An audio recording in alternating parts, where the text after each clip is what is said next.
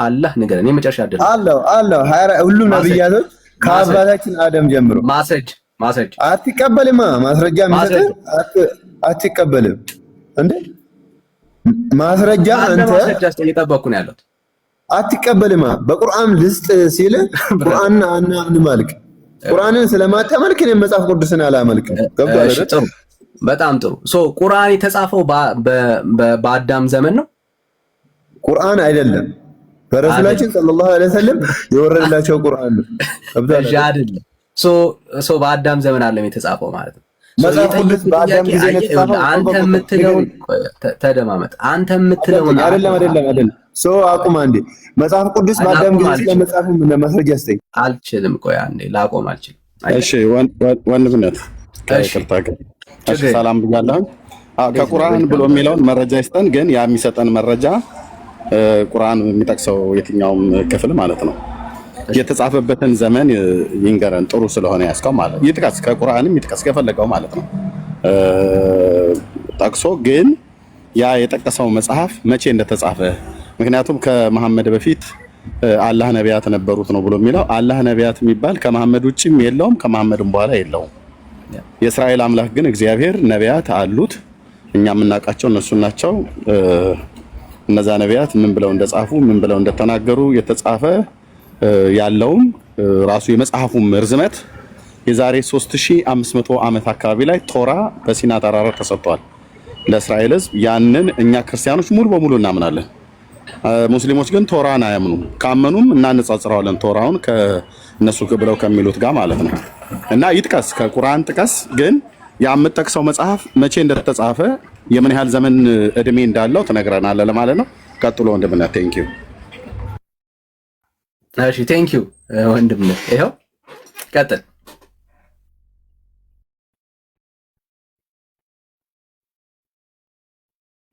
አብዲሮ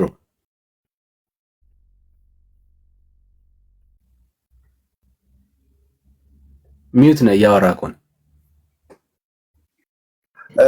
መጽሐፍ ማለት ቁርአን ለእያንዳንዱ ነቢያትን ልኳል። እያንዳንዱ ነቢያት ከነቢያችን ከአባታችን አዳም ጀምሮ እያንዳንዱ ነቢያት ሙስሊም ስለመሆናቸው ሁላ ይነግርሃለሁ። ግን ህሊና አይቀበለው። አንድ ቁርአንን አይቀበልም።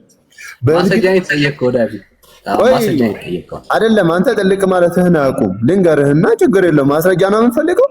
ከፈለክ ነብይን ስለላከ ባጭሩ ስለአንተ አምላክ ነብይ አድርጎ እንደላከው ሱረቱን ኒሳ ግባ። ሱረቱን ኒሳ እዛ ገባን። ቁርአን ለመክፈት አይመችኝም። አንድ ስልክ ነው ያዝኩት ብያለሁ። መጀመሪያ አንቀጹን ይነግርሃለሁ። ገብተህ ማንበብ ብቻ ነው። ገብቶሃል? ማንበብ ከፈለክ ገብተህ ማንበብ ብቻ ነው። ኢየሱስ ወንድምነት ይፈቀድልኝ።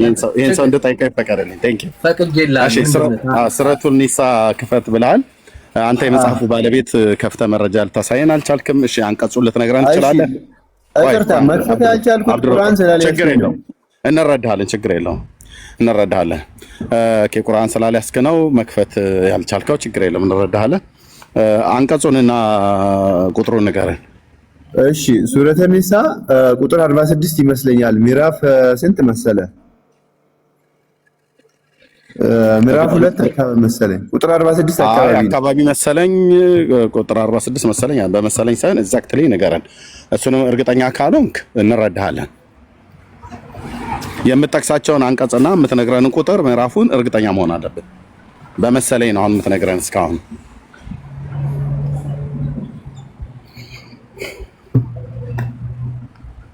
እርግጠኛ ሆነ ንገረን። ሪካርድ እየተደረክ ስለሆነ ሰውም እንዲሰማ እንዲያይ ማለት ነው።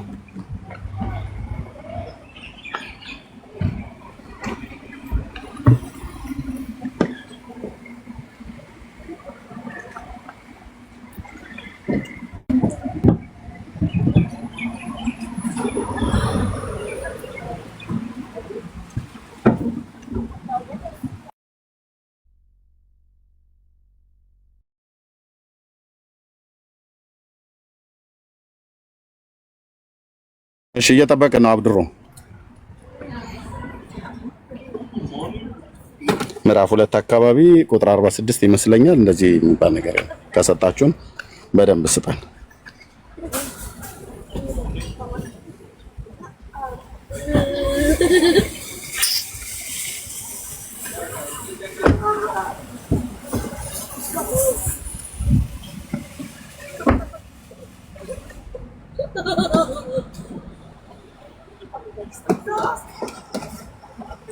እዚህ ላላችሁ ወገኖች አንዳቸው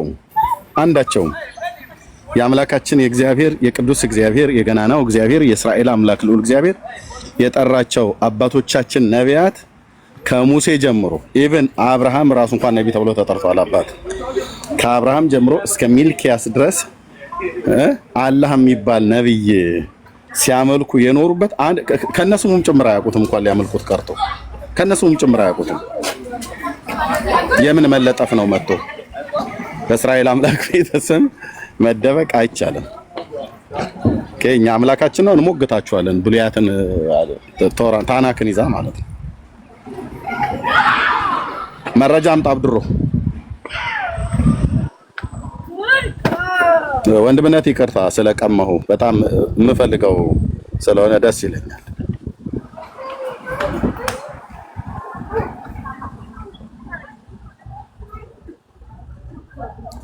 አብዱር ሱረቱ አልኒሳ ብለናል። ምዕራፍ አንቀጹ ምዕራፍ 2 አካባቢ ሳይሆን ምዕራፍ ስንት እንደሆነ ነገረን። ኤግዛክትሊ ቁጥር 46 ይመስለኛል ሳይሆን ኤግዛክትሊ ነገረን። ከዛም የጠየቅን ጥያቄ እንዳትረሳው መሐመድ ማነው ከአላህ የምትሉት አምላካችሁ ከመሐመድ በፊት ነቢያት ነበሩት ወይ ነው?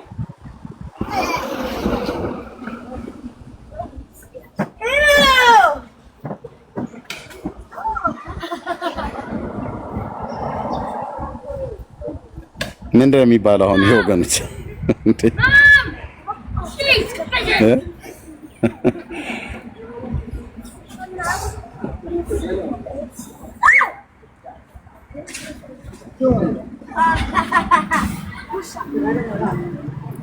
ከመሐመድ በፊት አላህ ነብይ ከነበረው ስሙን ይጥሩልን። ያ ነብይ የት አካባቢ የተወለደ ሰው ነው? መቅዲ እሺ ቆይ የት አካባቢ የተወለደ ሰው ነው? የት ሀገር ሰው ነው? ያ የአላህ ነብይ የተባለው ከመሐመድ ውጭ ያለው ማለት ነው። ዘሩ ምንድነው? አይሁዳዊ ነው? አህዛብ? ምን ብሎ አለው አላህ ለዛ ነብይ ይነግረናል።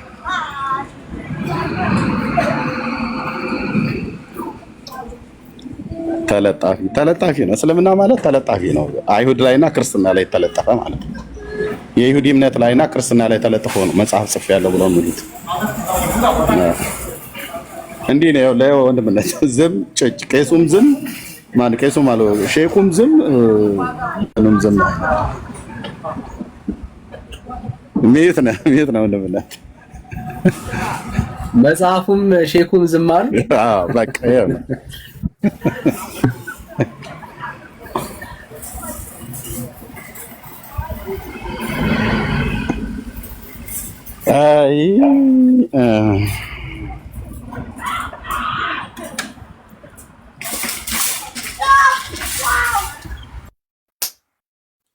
ወዳጃችን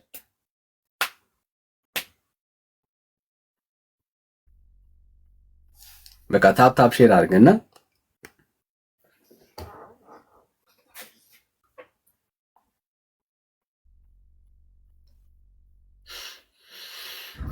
Thanks so much. Yeah.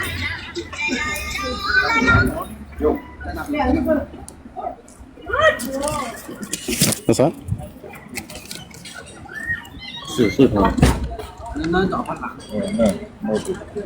Yeah. Thank you. Yeah.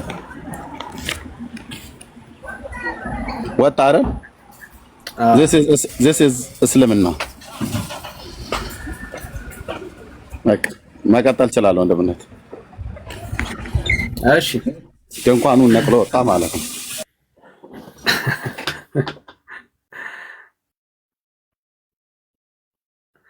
እሺ ቤቲ ሰላም፣ እንደምን አመሻችሁ? እግዚአብሔር ይመስገን። ከየት ቤት ባቆም ተናገር። በእውነትም ያቀኛል ካረሳኝ አንዴ አረሳኝ ማለት ቤቲቶ ከኦርቶዶክስ ናት ወንድምና ከኦርቶዶክስ ነኝ። ከኦርቶዶክስ ነኝ እኔ ያውቃል ስለኔ የኔን እምነት። አንድ ጥያቄ እስኪ ልጠይቃችሁ። የመጀመሪያው እምነት ምን ነበረ? ከፕሮቴስታንት፣ ከሙስሊም፣ ከክርስቲያን በፊት ጁዳይዝም ማለት እስራኤላውያን የሚከተሉት የጁዳይዝም እምነት ነው። እውነተኛው እምነት እሱ እምነት ነው። በምድር ላይ ለመጀመሪያ ጊዜ የተሰጠ ጂው ማለት ነው። ጁዳይዝም ማለት ነው። ኦኬ። ስለዚህ እመቤቴ ማርያም ጁዳይዝም ነበረች አይደል? ቤተሰቦቿም ጂው ናት፣ እስራኤላዊት ናት። ኢየሱስም እስራኤላዊ ነው። ነቢያቱ በሙሉ እስራኤላውያን ናቸው። ማርያም እስራኤላዊት ናት። ሐዋርያቱ እስራኤላውያን ናቸው በሙሉ። ትክክለኛውም እምነት እዚህ ምድር ላይ እግዚአብሔር በመጀመሪያ የሰጠውም እውነተኛ የሚሆነው የጁዳይዝም እምነት ለእስራኤላውያን የተሰጠ እምነት ነው። እሺ ታዲያ ከዛ በኋላ ነው ክርስትና የመጣው። ከዛ በኋላ ነው እስልምና የመጣው። እሺ ከዛ በኋላ ሌሎቹ እምነት ታዲያ ከየት መጡ? ፕሮቴስታንት፣ ኦርቶዶክስ፣ ሙስሊም፣ ካቶሊክ። እሺ እነሱስ ከየት መጡ ታዲያ? ኦኬ ቴንክ ዩ። በልብ ቀንነት እንደምጠይቂ ስለማቅ ነው መልሰልሽ። የጁዳይዝም እምነት ከተሰጠ በኋላ ከ1500 ዓመት በኋላ ጌታ ኢየሱስ ክርስቶስ ተወለደ። ከመወለዱ በፊት በብሉይ ኪዳን በእስራኤል ነቢያት ማለት ነው፣ በእግዚአብሔር ነቢያት። የእስራኤል ነቢያት ማለት ባይዘው የጌታ ነቢያት ናቸው። የእስራኤል አምላክ ቅዱስ እግዚአብሔር የሱ ነቢያት ናቸው። ከነ ሙሴ ጀምሮ እስከነ ሚልኪያስ ድረስ ትንቢት ሲነገርለት የነበረ አንድ ብላቴና ከዳዊት ቤት እንደሚወለድ፣ ያ ብላቴና መሲህ እንደሆነ፣ ያ መሲህ ደግሞ የዘላለም አምላክም ጭምር እንደሆነ የብሉይ ኪዳን ነቢያት ደጋግመው ሲናገሩ ነበር። የዘመኑ ፍጻሜ ሲደርስ ከድንግል ሴት ይወለዳል እንዳሉ ነቢያት ከድንግል ሴት ተወለደ። ዘመኑን እንደተናገሩ ዘመኑን ኤግዛክትሊ ሳይለቅ ነቢያቱ የብሉይ ኪዳን ነቢያት ተቀባብለው እንደተናገሩት ጌታችን ኢየሱስ ክርስቶስ ተወለደ ማለት ነው። በሱ መወለድ እንግዲህ በአይሁድና በአሕዛብ መካከል የነበረውን የጥልን ግድግዳ ለማፍረስ ጌታችን ኢየሱስ ክርስቶስ መጣ፣ ተወለደ፣ በእስራኤል ምድር ላይ አደገ እና አስተማረ። ባስተማረበት ጊዜ ከዛው ከእስራኤል አባቶች መካከል 12ቱን ሐዋርያት መረጠ። በነዛ ሐዋርያት በኩል በሱ በኩል የተሰበከው የወንጌል የምስራች ቃል ለዓለም ሁሉ ሄደ። በክርስቶስ ኢየሱስ ያመኑቱ በመሲያው ያመኑቱ ክርስቲያኖች ተብለው ተጠሩ፣ በአንጾኪያ ማለት ነው፣ በአዲስ ኪዳን መጽሐፍት ላይ። ስለዚህ ክርስትና ብሎ የሚለው ካቶሊክ፣ ኦርቶዶክስ እንደዚሁም ጴንጤ ብለሽ የምትይው ወንጌላውያን እኛ ከዛ በኋላ በክርስትና ውስጥ የተነሱ ዲኖሚኔሽን ናቸው ማለት ነው። በክርስትና ውስጥ የተነሱ ክርስቶስ የዘላለም አምላክ እግዚአብሔር መሆኑን አምላክም ሰውም መሆኑን ከዳዊት ቤት እንደተወለደ የብሉይ ኪዳን ነቢያት የተናገሩለት ብቸኛ እውነተኛ መሲህ እንደሆነ እነዚህ ሶስት አብያተ ክርስቲያናት በዓለም ዙሪያ ካቶሊክ፣ ኦርቶዶክስና ወንጌላውያን በቢሊየን የሚቆጠር ትውልድ ነው። ኢየሱስ ክርስቶስ እሱ እግዚአብሔር እንደሆነ የአብርሃም አምላክ እንደሆነ ከአብርሃም ዘር በስጋ ከዳዊት ዘር እንደተወለደ ይሄ ማህበረሰብ በዓለም ዙሪያ በቢሊየን የሚቆጠረው ህዝብ ያምናል፣ እንከተለዋለን፣ እንቀበለዋለን ማለት ነው። እና ክርስትና በዛ ጋር ነው የወጣው። እስልምና ደግሞ ክርስትና ከመጣ ከ600 ዓመት በኋላ የዛሬ 1400 ዓመት ላይ በአንድ ሰው በኩል መሐመድ በሚባል ሰው በኩል ከቆሬሽ ነገድ የተወለደ እስልምና ማነው ሳዑዲ አረቢያ ውስጥ በመካና በመዲና አካባቢ ላይ ነበረ። በሱ ሰው በኩል ደግሞ ተገለጠልኝ ብሎ የሰበከው ትምህርት ነው እስልምና ማለት ነው። እስልምና ማለት የአይሁድም የጁዳይዝም እምነት የክርስትናንም እምነት የሚቃወም ጁዳይዝም የአይሁዳውያን አምላክ የእስራኤል አምላክ ማለት ነው። እግዚአብሔር የኛ የክርስቲያኖች አምላክ ነው። የአይሁድንም ይሁን የክርስቲያኖችንም አምላክ እግዚአብሔርን የሚሳደብ የሚያቃልል የሚያላግጥ እምነት ነው እስልምና ማለት ነው። ለይሁዲም እምነት እውቅና አይሰጥም፣ ለክርስትናም እምነት እውቅና አይሰጥም። አይሁዳውያን የሚያመልኩትንም አምላክ እውነተኛ አምላክ ነው ብለው አያምኑ እስላሞች። እኛም ክርስቲያኖች የምናመልከው የእስራኤልን አምላክ እግዚአብሔርን እውነተኛ ነው ብለው አይቀበሉም ሙስሊሞች ማለት ነው። ስለዚህ ክርስትና ከተመሰረተ ከ600 ዓመት በኋላ ጁዳይዝም ከተመሰረተ ከ2100 ዓመት በኋላ ነው እስልምና የተመሰረተው። የአይሁድ ሃይማኖት ከተመሰረተ ከ2100 ዓመት በኋላ ነው እስልምና የተመሰረተው። ክርስትና ከተመሰረተ ደግሞ ከ600 ዓመት በኋላ ነው የእስልምና ሃይማኖት የተመሰረተው። የእስልምና ሃይማኖት አጌኒስት ክርስቲያን አጌኒስት ጁዳይዝም ነው እና ለምን ተመሰረተ ብሎ የሚለውን ማነው እንዴት ተመሰረተ ብለሻልሽ? ይሄ ነው ማለት ነው። አመሰግናለሁ። ኤርሚያስ ሰላም ነው። አልጨረሰች መሰለኝ። ካልጨረሰች ትጨርስና እሰጣለሁ። ቤት ይጨርሳል። እሺ አሁን ሙስሊሞች አንዳንድ ምን እንጃ ያው እንደነገርኩ እኔ ታውቃለህ ብዙ መጽሐፍ ቅዱስ ላይ እንትን የለም፣ ግን የአንዳንድ የሙስሊሞች በቁርአን የተጻፈና አንዳንድ የድሮ እንትን መጽሐፍ ቅዱስ ላይ ያው እኔ እንትን እፎይን ካወቃችሁት እሱ ያው በማስረጃ ነው አይደል? እዛ ላይቭ ላይ የሚያሳየን መቼም ውሸት ነው ብለን ማንለው ማለት ነው። ሲያሳይ ብዙ ነገሮች ቁርአን ላይ የተጻፉት መጽሐፍ ቅዱስ ላይም አለ። ውሸት ነው የለም። እፎይም አለ ብሎ ይሄንን እውቅና አይሰጥም። እፎይ በጣም እስልምና ላይ የሚሰራ ኦርቶዶክሳዊ ወንድም እንደሆነ እናውቃለን። ባይዘው ፔጁን ከአንዴም ሁለቴ ያዘግተውበታል። እንደውም እኔ ቤቴን ከፍቼ የሱ ፔጅ እንደገና ፎሎ እንዲደረግለት ቢደረግ እኛ ወንጌላውያን አማኞች ብናደርግለት በጣም ሊበረታታ የሚገባ ወንድም ነው። ስለዚህ መጽሐፍ ቅዱስ ላይ ያለ ይመስላል እንጂ ከአይሁዳውያንም ይሁን እኛ ክርስቲያኖች ከምንቀበለው መጽሐፍ ቅዱስ ጋር የእስልምና ሃይማኖት መጽሐፍ ምንም የታሪክም ይሁን የምን አንድነት የለውም። እሺ ብዙ ጊዜ የእስላሞቹ ቁርአን ከመጽሐፍ ቅዱስ ጋር ይመሳሰላል ይባላል። ውሸት ነው። አይመሳሰልም። የወሰደው የኮረጀው ነገር አለ፣ የወሰደው የቀዳው ነገር አለ። የታሪክ ስህተት አለበት፣ የጂኦግራፊ ስህተት አለበት፣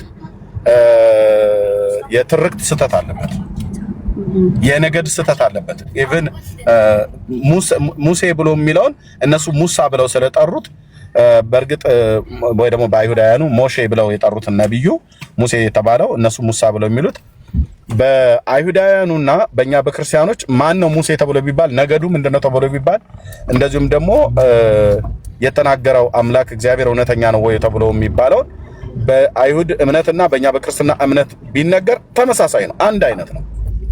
አይሁዳውያን ስለ ሙሴ የሚናገሩትን በመጽሐፍ ቅዱስ እኛ ክርስቲያኖች ሳንጨልጥ ነው ሳንቀንስ ነው የምንቀበለው፣ ምክንያቱም እውነተኛ ነውና። ከመጽሐፍ ቅዱስ ውጭ በሆነ ትርክት ግን እነሱ አሁን በታልሙድ በምናም ነገር የሚያወሩት ነገር ካለ እሱን አንቀበልም። በታሪክ ውስጥ ረሱ ታሪክ ትርክት ጽሑፍ ነው። ግን ታናክ ላይ ዘሩን፣ እናቱን፣ አባቱን፣ ቤተሰቡን፣ አስተዳደጉን ግብፅ እንዴት እንደተወለደ ስለሚነግረን የሙሴን ባዮግራፊ ለማወቅ በቂ ነው መጽሐፍ ቅዱስ ማለት ነው። እና ሙስሊሞቹ እንግዲህ እንደስጠይቃቸው ግን የሚመስል ነገር ይነግሩሻል እና ምናልባት ስሙን በአረብኛ እነሱ ሙሳ ስላሉት አይሁዳውያኑ ሞሼ ብለው ስላሉት እኛ ደግሞ በአማርኛ ሙሴ ብለን ስላልነው ተመሳሳይነት ተቀራራቢነት ያለው ነው፣ ምንም ልዩነት የለውም ተብሎ የሚባለው የሞኞች ፈሊጥ እንጂ። እሺ ያ ጅብሪል እነሱ ጋር ጅብሪል የሚሉት ገብርኤልኛ በጣም ገብርኤልን በጣም ምናምን ነው። ለእመቤቴ ማርያም ያበሰራት ትልቁ መላእክት ነው ገብርኤል፣ እነሱ ጋር ጅብሪል ብለው ይሉታል። ይሄስ እንዴት ታስረዳኛለህ ስለዚህ ነገር? ይሄንኛውንም አሁን እንግዲህ ያለሽ ቀደም አንድ ጥያቄ ጠይቀሽኛል። ማን ነው እውነተኛ ሃይማኖት እዚህ ምድር ላይ ተብሏል አይደል? እሱ ጁዳ መሆኑ አውቄያለሁ። ምክንያቱም ማን ነው ብዬ ያልኩሽ ጁዳ ነው። የመጀመሪያ እምነት ጁዳ ነው። ያ ጁዳይዝም ማለት ነው የእስራኤላውያን። ኦኬ በእነሱ አጠራር ጅብሪል ብለው አይጠሩትም፣ ገብርኤል ነው የሚሉት። ኦኬ ገብርኤልን ጅብሪል ብለው እነሱ ሙስሊሞቹ ይጠሩታል ብለዋል። አሁን ኦኬ ገብርኤል የሚባለውን በአይሁዳውያኑ አጠራር ምን ተብሎ ነው የሚጠራው? ኦኬ ስያሜው ራሱ ይለያያል ማለት ነው። አጠራሩ ላይ ተመሳሳይ ወይ ደግሞ ጅብሪል ገብርኤል ምናምን ነገር ብሎ ስላለ ተቀራራቢነት ያለ ይመስላል። እሺ ይቀራረብ በስምም ከተባለ ማለት ነው። መልእክት ለማለማ ተናገረ ይሄ ገብርኤል የሚባለው መልአክ። ኦኬ እኛ በመጽሐፍ ቅዱሳችን በአይሁድም መጽሐፍ በእኛ ክርስቲያኖችን በምንቀበለው መጽሐፍ ገብርኤል ለመሐመድ ተናገረ ብሎ የተናገረ ነብይ የመሰከረ ነብይ የለም። ኦኬ የብሉይ ኪዳን ነቢያት አልመሰከሩም። የጌታችን የኢየሱስ ክርስቶስ ሐዋርያት ደቀ መዛሙርት አልመሰከሩም። ስለዚህ የብሉይ ኪዳን ነቢያት ባልተናገሩበት ኢየሱስ ክርስቶስ ባልተናገረበት እንደ ክርስቲያን የጌታችን ኢየሱስ ክርስቶስ ሐዋርያት ሲመርጣቸው 12 ሐዋርያት ባልመሰከሩበት እኛ ሙስሊሞች ጅብሪል ብለው የጠሩትን ገብርኤል ነው ብለን ልንመሰክር አንችልም። ብንመሰክርም ዝም ብሎ ይቅርታ ቋንቋ ዝም ብሎ አጫፋሪ ካልተባለ በስተቀር በምን ላይ ጅብሪል ብሎ የሚለው ሙስሊሞች ናቸው ገብርኤል ነው ብሎ የሚሉት። እኛ ገብርኤል ነው ብሎ የነገረን መጽሐፍ ቅዱስ ላይ ለቅድስት ድንግል ማርያም የተገለጠው ገብርኤል መሆኑን እናምናለን። መጽሐፍ ቅዱስ ስለሚናገር የአይሁድ አባቶች ስለጻፉት ለዘካርያስ ለካህኑ የተናገረው ገብርኤል እንደሆነ እናምናለን። ተልኮ መጥቶ ለአይሁድ ካህን ለነበረው ሰው ዘካርያስ ለዳንኤል መጥቶ ለነብዩ የተናገረው ገብርኤል መሆኑን እናምናለን። ገብርኤል በአይሁዳውያኑ አስተምሮት ውስጥ የሚታወቅ ገናና መልአክ ነው። በክርስትና ውስጥ የሚታወቅ ገናና መልአክ ነው። ጅብሪል ብሎ የሚለውን ግን ሙስሊሞቹ ናቸው የሚሉት። ስለዚህ እነሱ ጅብሪል ስላሉ እኛ ገብርኤል ብለን ስላለን አይሁዳውያን ገብርኤል ብለን ስላሉ ተመሳሳይ ነው ብዬ የሚል እኔ እውቅና አንሰጥም። አንድ እሱ ነው። ሁለተኛ ያመጣው ሜሴጅ ደግሞ መታየት አለበት። ለዳንኤል ምን ብሎ ነው ያመጣው መልእክቱን ማለት ነው። ትንቢተ ዳንኤል ላይ በደንብ ተጽፏል። አይሁዳውያኑ ክቱቪም ብሎ በሚለው መጽሐፍ ተርታ ይመድቡታል። እኛ ደግሞ ከነቢያት መጽሐፍ ተርታ እንመድበዋለን ማለት ነው። ዳንኤልን ለዘካርያስ ለካህኑ መጥቶ ተናግሮልታል። ያመጣው ሜሴጅ ይታወቃል። ለጌታ እናት ለማርያም ለቅድስት ድንግል ማርያም መጥቶ የተናገራት ሜሴጅ ይታወቃል። በዓለም አቀፍ ይታወቃል። በአይሁዳውያኑም ዘንድ ክርስትናን ወይ ደግሞ የሜሳኒክ ጂሽን የመሲሁን የጌታ ኢየሱስ ክርስቶስን አዳኝነት በተቀበሉ ዘንድ ሁሉ ይታመናል ማለት ነው። እነ ቅዱስ ጳውሎስ ይህንን ያውቃሉ። ለገብርኤል መጥቶ ለዘካርያስ ገብርኤል መጥቶ ለማርያም ምን እንዳበሰረ ማለት ነው። የሙስሊሞቹ ጅብሪል ተብሎ የተባለው መጥቶ ለመሐመድ ምን እንዳበሰረው በታሪክ ውስጥ ተጽፏል ማለት ነው። ስለዚህ በመልእክትም አይመሳሰሉ በስምም አይመሳሰሉም እና ጅብሪል ገብርኤል ምናምን ነገር ስለተባለ መጨረሻ ላይ ኤል ብሎ የሚል ቃል ወይ ደግሞ ል ብሎ የሚል ቃል ስለተጠቀመ ተመሳሳይ ሊሆን አይችልም በፍጹም። እስልምና ማለት ከአይሁድ እምነት እና ከክርስትና እምነት የተቀዳ የተኮረጀ ጽሑፍ የተቀላቀለበት ታሪክ ያለው እንጂ ራሱን ችሎ ያልተመሰረተ መሆኑ ይታወቃል ማለት ነው። ኦኬ አመሰግናለሁ። መልስ በጣም ቴንክ ዩ ቤቲ እግዚአብሔር ይስጥልኝ። እሺ ቴንክ ዩ ኤልያው እንኳን ደህና መጣ።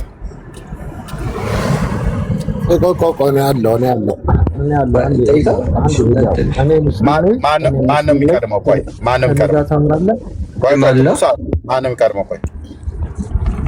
ችግር የለውም። እኔ ቲቪውን ሊያሰልፍልኝ ይቀጥል። በቃ እኔ ቆይ መቆየት ይችላል። ችግር የለውም። ማንም የሚቀድመው ነው የተባልከው? ትኩሳት አንተ ነህ የሚቀድመው ወይስ ኤልያው? ማንም የሚቀድመው አንተ ነህ? ትኩሳት ነው? እርግጠኛ አይደለሁም። እሺ ወንድም ነህ የሚቀድሙት እንደያቀረ መልስ ልሰጣችሁ ነበር። ቆይ አብዱሮ ጋር ጠበቅን እኮ እንዴ። ሰውን አንቃቅተው ቅድም ጠብቀሃል። አሁን ለሌሎች እድል እንስጥና ጠብቀን አንተን ትሰጠናለህ መረጃውን። ከአብዱሮ ጋር የገባ ነው ትኩሳት እናስቀድመው። ችግር ኦኬ እናስቀድመው። ኤልያው ዘግይተህ ስለመጣ ማለት ኤልያው ጠብቀን። እሺ ትኩሳት እሺ ከየት ቤተ እምነት ነው? ሙስሊም ነው። እሺ እንኳን ደህና መጣ። ወንድና ቆየ ድምፅህ የራቀ ነው። ድምፅህ የራቀ ነው። ምንም አይሰማም። ይሰማል ግን የታፈነ ነው። የራቀ ነው። ካለ ኤርፎን እያወራ ነው። እሺ አስጠጋውና አውራኝ። እሺ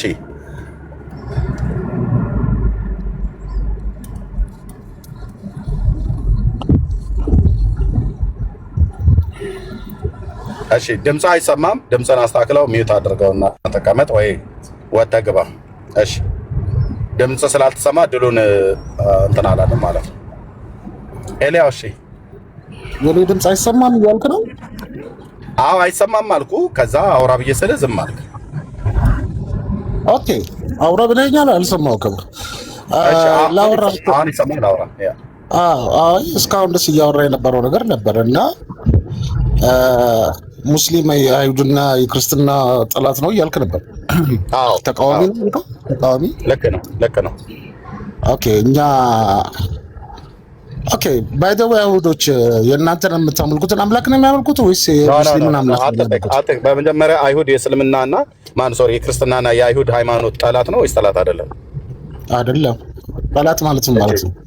እሺ አድመጠኝ። በቁርአናችሁ ላይ አይሁድን እና ክርስቲያንን ግደሉ ብሎ የሚል አለ የለም? ማስረጃው በማስረጃ ነው አለ የለም ነው ብያለሁ። በማስረጃ ነው ይገቡላል። የጠየቁን መልስልኝና ከዛ ማስረጃ እናቀርባለን። የለም እሺ የለም አይደል? እሺ ብናሳይህ ግን ቁርአን የተሳሳተ ነው ወይስ አንተ ነህ እውነተኛ? እንደዚህ አይነት ፖለቲካ ነው መልስልኝ። አውጣና አሳይ።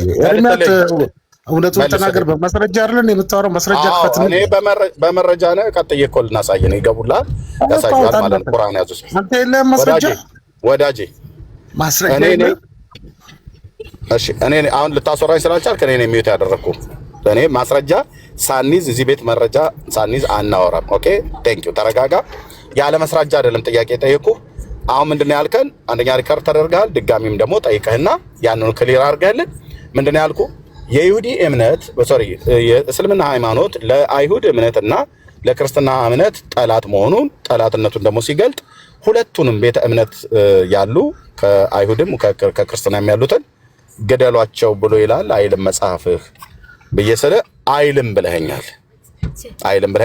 አሁን ማይኩን ክፈትና መረጃ ያላቸው ሰዎች ገብተው ያሳዩ ነው። ቁርአን ያዙ ሰዎች እኔ መንገድ ላይ ስላለው ማለት መረጃ አሁን ስትከፍት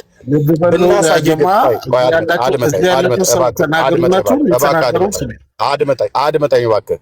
ማይክ ከፍተህ አውራ አይደለም ያልኩህ ስናሳይህ። እሺ እኔ ልሰጥህ ነው እኮ መረጃ ስናሳይህ ቁርአን ውሸታም ይሆናል ወይስ አንተ እውነተኛ ትሆናለህ? ከዛ እችን መልስ ሊና ባጭር ከዛ መጽሐፉ ይከፈትልሃል ማለት ነው። ቴንክ ዩ። ብናሳይህ አሁን እንዳልኩህ እኔ አንተ ነው ውሸታም የምትሆነው ወይስ ቁርአን ነው ውሸታም የሚሆነው? ቁርአን ማይዋሽም ነው የሚዋሸው ቁርአን እንዴት አድርጎ? ስለዚህ ማን ነው የሚዋሸው ማለት ነው ታዲያ? አሁን በማሳይ ሰዓት ላይ መጽሐፉ ቢል ሜይቢ እኔ ውሸታም ነኝ። እሺ ቁርአን አንብበህ ታውቃለህ? ኧረ እባክህ ክፈተው ማስረጃውን።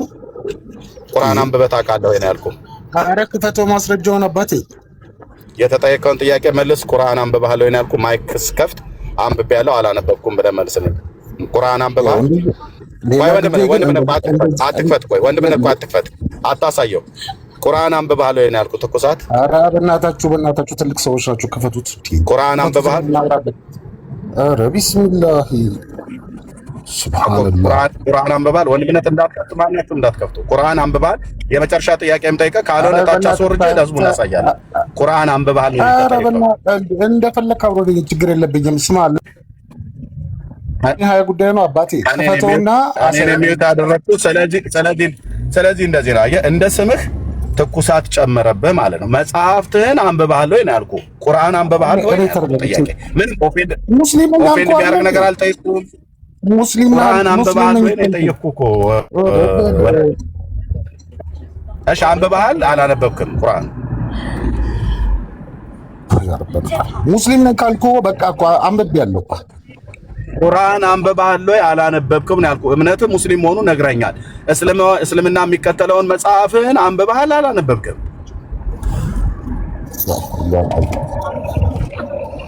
እንደዚህ ነው። አየህ አስተፍርላስ ብለሃለሁ ማለት ነው። አንብበሃል? አላነበብክም መጽሐፍህን? ይሄን መጽሐፌን አንብቤያለሁ ወይ አላነበብኩም ብሎ ለመመለስ ይሄን ያህል ትኩሳት ሆነብህ ማለት ነው። እንደዚህ ሙስሊም ነኝ እኮ እንዴት ነው የማላነበው?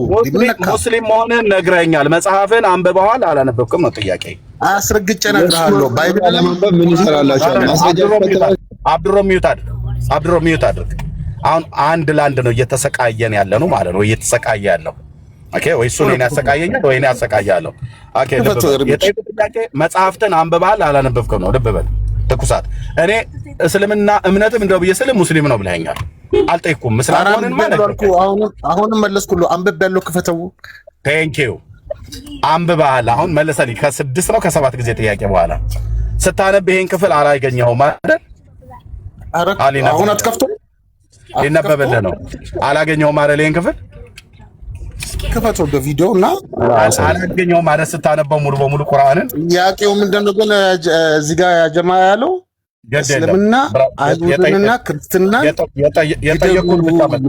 የጠየቁን ብቻ መልሰን አላነበብከውም አይደል? ይሄን ክፍል መጽሐፍ ቁርአን ስታነብ ይሄን ክፍል ፖለቲካ ስራ ባከበናት አባክፈታች ወንድምህ ክፈትለት። አሁን ሚዩት አድርግና ተቀመጥ። ክፈትለትና አንብብለት ቦታውን ሱራውንም የተናገራችሁ ሚዩት አድርገው። አንተ ቀደም ለተጠየቀው ጥያቄ ትመልሳለህ።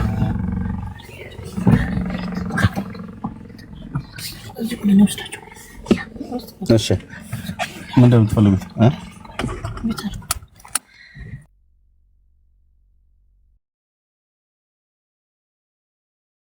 አንብብላቸው ወንድምነት ጥቅሱን ንገረን።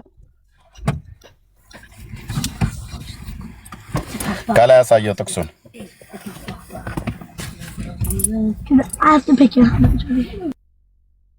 አትሰማም። እየተናገርክ ከሆነ አይሰማም። እሺ ሶሪ ሱራ 9:29 ላይ ታነቧላ በአማርኛ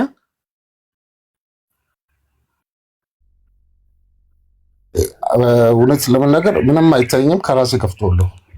እሺ ክፈተው።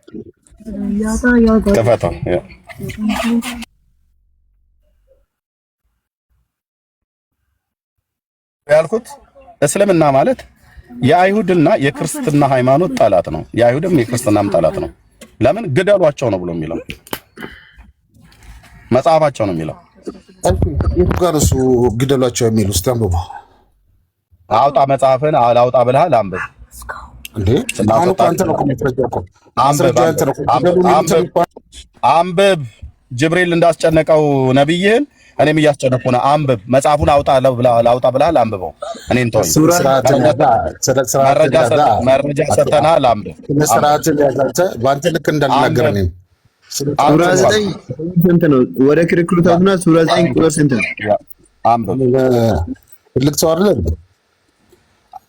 ወዳጅ? አንብብ እኮ ነው የተባልከው። መረጃ ሰጠን አይደለ? ካልሆነ ይነበብልን። የቱ ጋር ነው እስኪ የሚለው? የቱ ጋር ነው ግደሏቸው የሚለው? ቆይ ኦኬ፣ አላገኘው። መጽሐፍ ይዛል ቁርአን ወንድም አገኝ። ሱራ 9 ቁጥር ስንት ነው?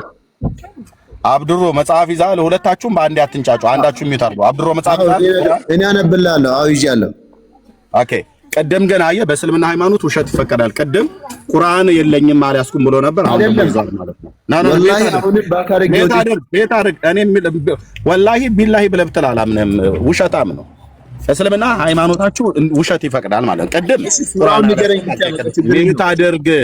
ሚዩት አድርግ። ገጥመናል እኮ ሚዩት አድርግ። ቅድም ለጠይቁ ጥያቄ ከመሐመድ በፊት አላህ ነብይ ነበረው ብለን ስንጠይቅህ አዎ አልከን። መረጃ አምጣ ብለን ስንልህ ሱረቱ አልኒሳ ብለህ አልክ። ምዕራፍ ስንት ስንልህ 2 አካባቢ አልክ። ሸሽ ምዕራፍ 2 አካባቢ አልከን። ቁጥር ስንት ይመስልህ? 46 ይመስለኛል አልክ። መረጃ አምጣ ብዬ ስልክ ተደብቀህ ከዛ ወጣ። አሁን ወደዛ አይደለም እኮ እሱን ሸሽ ጊዜ አልሰጠኝም። ስለዚህ አሁን ይሄን ልስና ወደሌላ ቶፒክ አትሄድና እኔ እየጠበኩ ነው። አለቃ እኩል አታውሩ። ቁጥሩን ንገረን። ቁጥሩን ብቻ እኩል አታውሩ። አብዱሮ ካልሆነ ታች አስወርደና አንዱ ብቻ አወራለህ። አብዱሮ ታች ወራት ትኩሳት ታወራለህ። ትኩሳት አውጣና አንብብ የተሰጠህን ክፍል ማለት ነው። ማስረጃው ያንተ ነው እኮ አንተ ነህ ማስረጃ ያመጣው። ስለዚህ አንተ ነህ ማንበብ ያለብህ። ቀደም ሲያወጣልህ ለምንድን ነው እኔ ላውጣ መጽሐፉ ነው ያልከው? ታዲያ በቅርብ ላውጣ አልከን እኮ አንተ። እኔ አይታየኝም ነው ያልኩህ። ስለማይታየኝ ከራሴ ላንብቦ ነው። እሺ አይታየህም። እስርህ ግን ያለው እጅ ላይ ያለው ግን ይታያል። ኤግዛክትሊ ይታየኛል። አንብበው። አንተ ነህ ባለ ማስረጃው። አንብበው፣ ራስህ አንብበው። እጅ ላይ ያለ ይታያል። አንብበው። የሰጠህን መረጃ ይዘህ አንብበው። ምንድን ነው ያልከው? እሺ አነበዋለሁ፣ ችግር የለም። ግን ምንድን ነው ያልከው? መርሳት የሌለበት ህዝቡ እንዲሰማ አንብበው። ግደላቸው ይላል ያለው አይደል? ህዝቡ እንዲሰማ አንብበው ነው ያልከው። ህዝቡ እንዲሰማ አንብበው። አዎ ህዝቡ እንዲሰማ ግደላቸው እንደተባለ ነው የነገርከን። ህዝቡ እንዲሰማ አንብበው ነው ያልኩህ። ሌላ ጫጫታ ተው። ህዝቡ እንዲሰማ ምን ነበር ያልከው? እሺ እኔ ነኝ የሚታረኩ። እማታነብ ከሆነ እድል ሰጥቻለሁ። እታይ ትወርዳለህ ማለት ነው። ከታች ነው አነበዋለሁ፣ ግን መጀመሪያ የተናገርከውን ተናገር። ዝም ብለህ አንብብ። የሰጠህን መረጃ አንብብ። ቴንክ ዩ። እሺ ከእንደዚያ መጽሐፍን ከተሰጡት ሰዎች እነዚያን በአላህና በመጨረሻ ቀን የማያምኑትን አላህና መልእክተኛው እርም ያደረጉትንም እርም የማያደርጉትንና እውነተኛውንም ሃይማኖት የማይቀበሉትም እንደርሱ የተዋረዱ ሆነው ግብርን በእጆቻቸው እስከሚሰጡ ድረስ ተዋጓቸው ይላል። እነማን ናቸው? እነማን ናቸው? እነማን ናቸው የሚለውን ተውና ግደሏቸው የሚለው ሌላ መረጃ ልንሰጥ ነው። እነማን ናቸው እነዚህ ነው ያልኩ። ሌላ መረጃ አምጣው ነው። እነኚህ እነማን ናቸው ነው ያልኩ። ሌላ መረጃ አምጣው ነው። ግደሏቸው የተባሉት እነማን ናቸው? ጊዜን ተጠቀም። ሌላ መረጃ ግደሏቸው የሚል ነገር ሀባይል ነው። እነማን ናቸው እነዚህ ነው ያልኩ። ግደሏቸው የተባሉት እነማን ናቸው? ሌላ ጊዜ ዝም ብላ አታወራ። ዝም ብላ አትቀበል። ታችሁ ረድ እንደዚህ እንደ መሐመድ አረፋ አስደፍቄ እንደዚህ አወርዳለሁ ማለት ነው። የማትናገር ከሆነ እነማን ናቸው እነዚህ ግደሏቸው የተባሉት ናቸው ያልኩ። ኦኬ መጽሐፍን ካወቀው መናገር ያለበት። ስለዚህ አንድ ጥያቄ ደጋግሜ አልጠይቅህም ማለት ነው። አንድን ጥያቄ 6 እና 7 10 ጊዜ መጠየቅ የለብኝም። እነዚህ ግደሏቸው የተባሉት እነማን ናቸው? በአላህና በመልእክተኛው የማያምኑ የተባሉት እነማን ናቸው? ኦኬ እነማን ናቸው እነዚህ? እሺ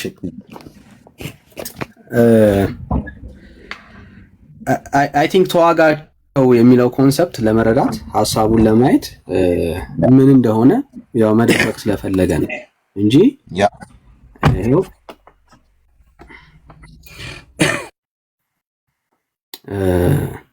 እሺ ሌላ አማርኛ አንድ አማርኛውን ልክፈተውና ሁሉም ሰው እንዲያየው ከላይ ስላልጀመረው ነውና እሺ አንዴ ቆይ አማርኛውን ልክፈተውና እንትን ለበለ አማርኛውን ልክፈት። እሺ አብዱሮ ሚዩት አድርገውና ጠብቀን እሱ ስለወረደ አንተ ደግሞ ታወራለህ። እስከዛ ሚዩት አድርገህ ጠብቀን። ቴንክ ዩ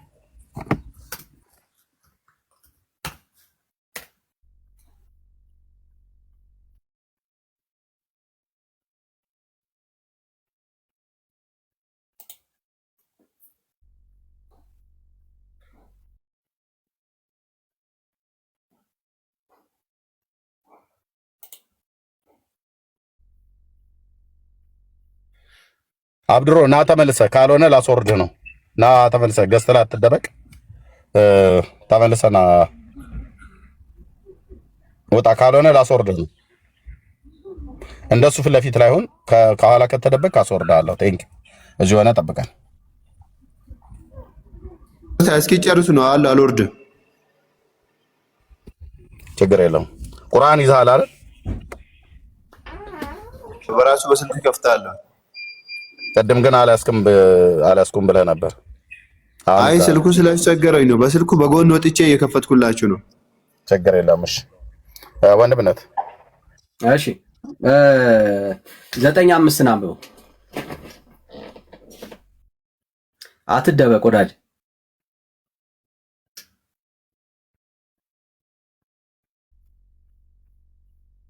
ከሞባይሉ ላይ ነው የሚያነበው ይመስለኛል። አይሰማም። አብዱሮ ወደኋላ ከተደበቅ ከሞባይል ላይ ከሆነ የምታነበው አይሰማም።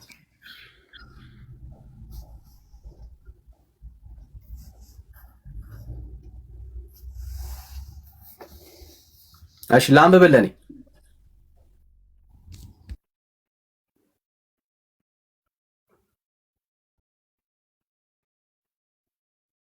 ይኸው እንደዚህ ይላል። የተከበሩ ወሮች ባለቁ ጊዜ አጋሮቹን ባገኛችሁ ስፍራ ግደሏቸው፣ ያዘዟቸውንም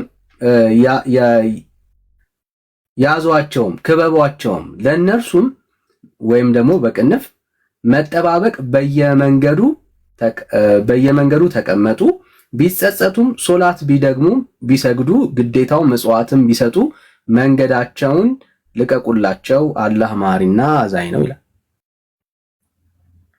ሊትራሊ ገደሏቸው ይላል። ተዋጓቸው የሚለው ኮንሰፕትም ከዚህ አንፃር እዚሁ ቻፕተር ላይ ያለውን ሐሳብ ነው የሚያወራው። እስከ መጨረሻ ተዋጋቸው የሚለውን ሐሳብ ተመሳሳይ ሐሳብ ነው። ውጊያ ምንድን ነው? እሱ ስመ ነው እንደምትለያዩ። ውጊያ ያው መዋጋት ነው አለቀ። አጋሮቹም እነዚህ በውጊያ ተሳስበ ነው ለምትለይ ብራዘር እንዴት በውጊያ ተሳስማ አለማ ምትለያየው ያንን ሰው እስከ መጨረሻው ድረስ ተዋጋህ ማለት ያንን ሰው ታጠፋዋለህ ነው አርጊውመንቱ እሱ ነው። ተዋጓቸው ለምሳሌ ያለው ምንድነው? ከአጋሪዎቹ አለ ከአጋሪዎቹ ማለት ከሚያጋሩት ከፈጣሪ ከአምላካችን የሚያጋሩት ማለት ነው። ሌላም ያመልኩት እንደማለት ስለማን ነው እያወራ ያለው? አጋሪዎቹ ስላላመኑት ያዩህ الذين አመኑ ያላመኑት ማለት ነው። ስላላመኑት አይሁድና ክርስቲያን አይደለም የሚያወራው እዚህ ጋር አይሁድና ክርስቲያን ብሎ አልጠቀሰም። ያልጠቀሰው ማውራት የለብህም። ሀታ ከሃዲያኖች ናቸው የካዱትን በአላህ ያጋሩት ብሎ የሚያወራው ስለማን እኮ ያጋሩት ማለት ከአላህ ውጭ ሌላ አምላክ አለ ብሎ ላመለኩት ነው። ገብቶሃል አይደለ? ካል እኮ እያወራ ያለው እሺ ስለ ሙስሊሞች አይደለም ማለት ነው ባጭሩ አይደል? ባጭሩ አዎ ስለ ሙስሊሞች ከአጋር ምን አድርጓቸው ነው የሚለው ምን አድርጓቸው ነው የሚለው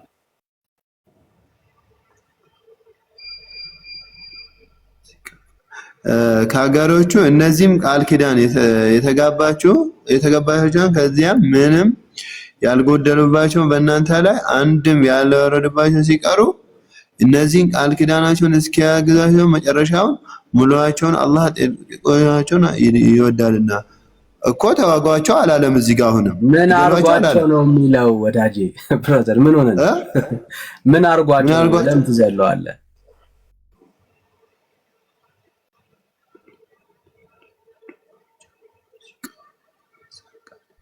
በለው እንጂ ብራዘር ምን አርጓቸው ነው የሚለው ምንም አርጓቸው አላለም እኮ እዚህ ጋር እነዚህ ቃያው ከአጋሪዎቻቸው ይላል ከአጋሪዎች እነዚህ ቃል ኪዳን የተጋባቸውን ከዚያ ምንም ያላጎደሉባቸው በእናንተ ላይ አንድም ችግር የለም ብራዘር ስለምትዋሽ ችግር የለም ያው እያየህ እንኳን ተዋሻለህ ችግር የለም ሰው እንዴት እያየህ ይዋሻል? አንብበው ራስህ እሺ ኦኬ ይቅርታ እኔ ቁጥር 4ን እያነበብኩልህ ነው። ይቅርታ እስኪ አንዴ በል ኦኬ ይቅርታ እኔ ቁጥር 4ን እያነበብኩልህ ነው። ቁጥር 5 አዎ ግደሏቸው ይላል። ይቅርታ ማን ነው የሚለው? ያላመኑትን ያ ጊዜ አይዞህ እሺ። ስለዚህ አጋሪዎች የተባሉት በዚህ ክፍል ላይ ክርስትናና ጁዳይዝም ናቸው አይደሉም? በእናንተ ሃይማኖት በእኛ ሃይማኖት ያው እነሱም ናቸው። በእርግጥም ካላህ ሌላ ውጭ ሌላን አምላክ የሚያመልኩ እነሱ ናቸው። በቃ ያው መጽሐፋችሁ ግደሉ ይላል። ታዲያ አይሁድና ክርስቲያንን እናንተ ከምትሉት አምላክ ውጪ ሌሎችን ያጋራሉ ብሎ አይሁድና ክርስቲያንን እኮ አላለም። እዚህ ጋር አይሁድና ክርስቲያንን እናሳያለን። ሌላውን ፕሊስ አቸኩል። አሁን እኮ ናቸው አልከን። እዚህ ጋር እነማን እንደሆኑ በደንብ በግልጽ እናገራል። እስቲ ዳንዬ ወደታች ወረድና ቁጥር 30 ላይ ያለውን አንብበው እስቲ እነማን እንደሆኑ። ቴንክ ዩ ኢብራሂም ተባረክ ወንበናት። አሜን አሜን። እሺ እያሳየኸው ወንበናት ቀጥለን ወደሱ ልንመጣ ነበር።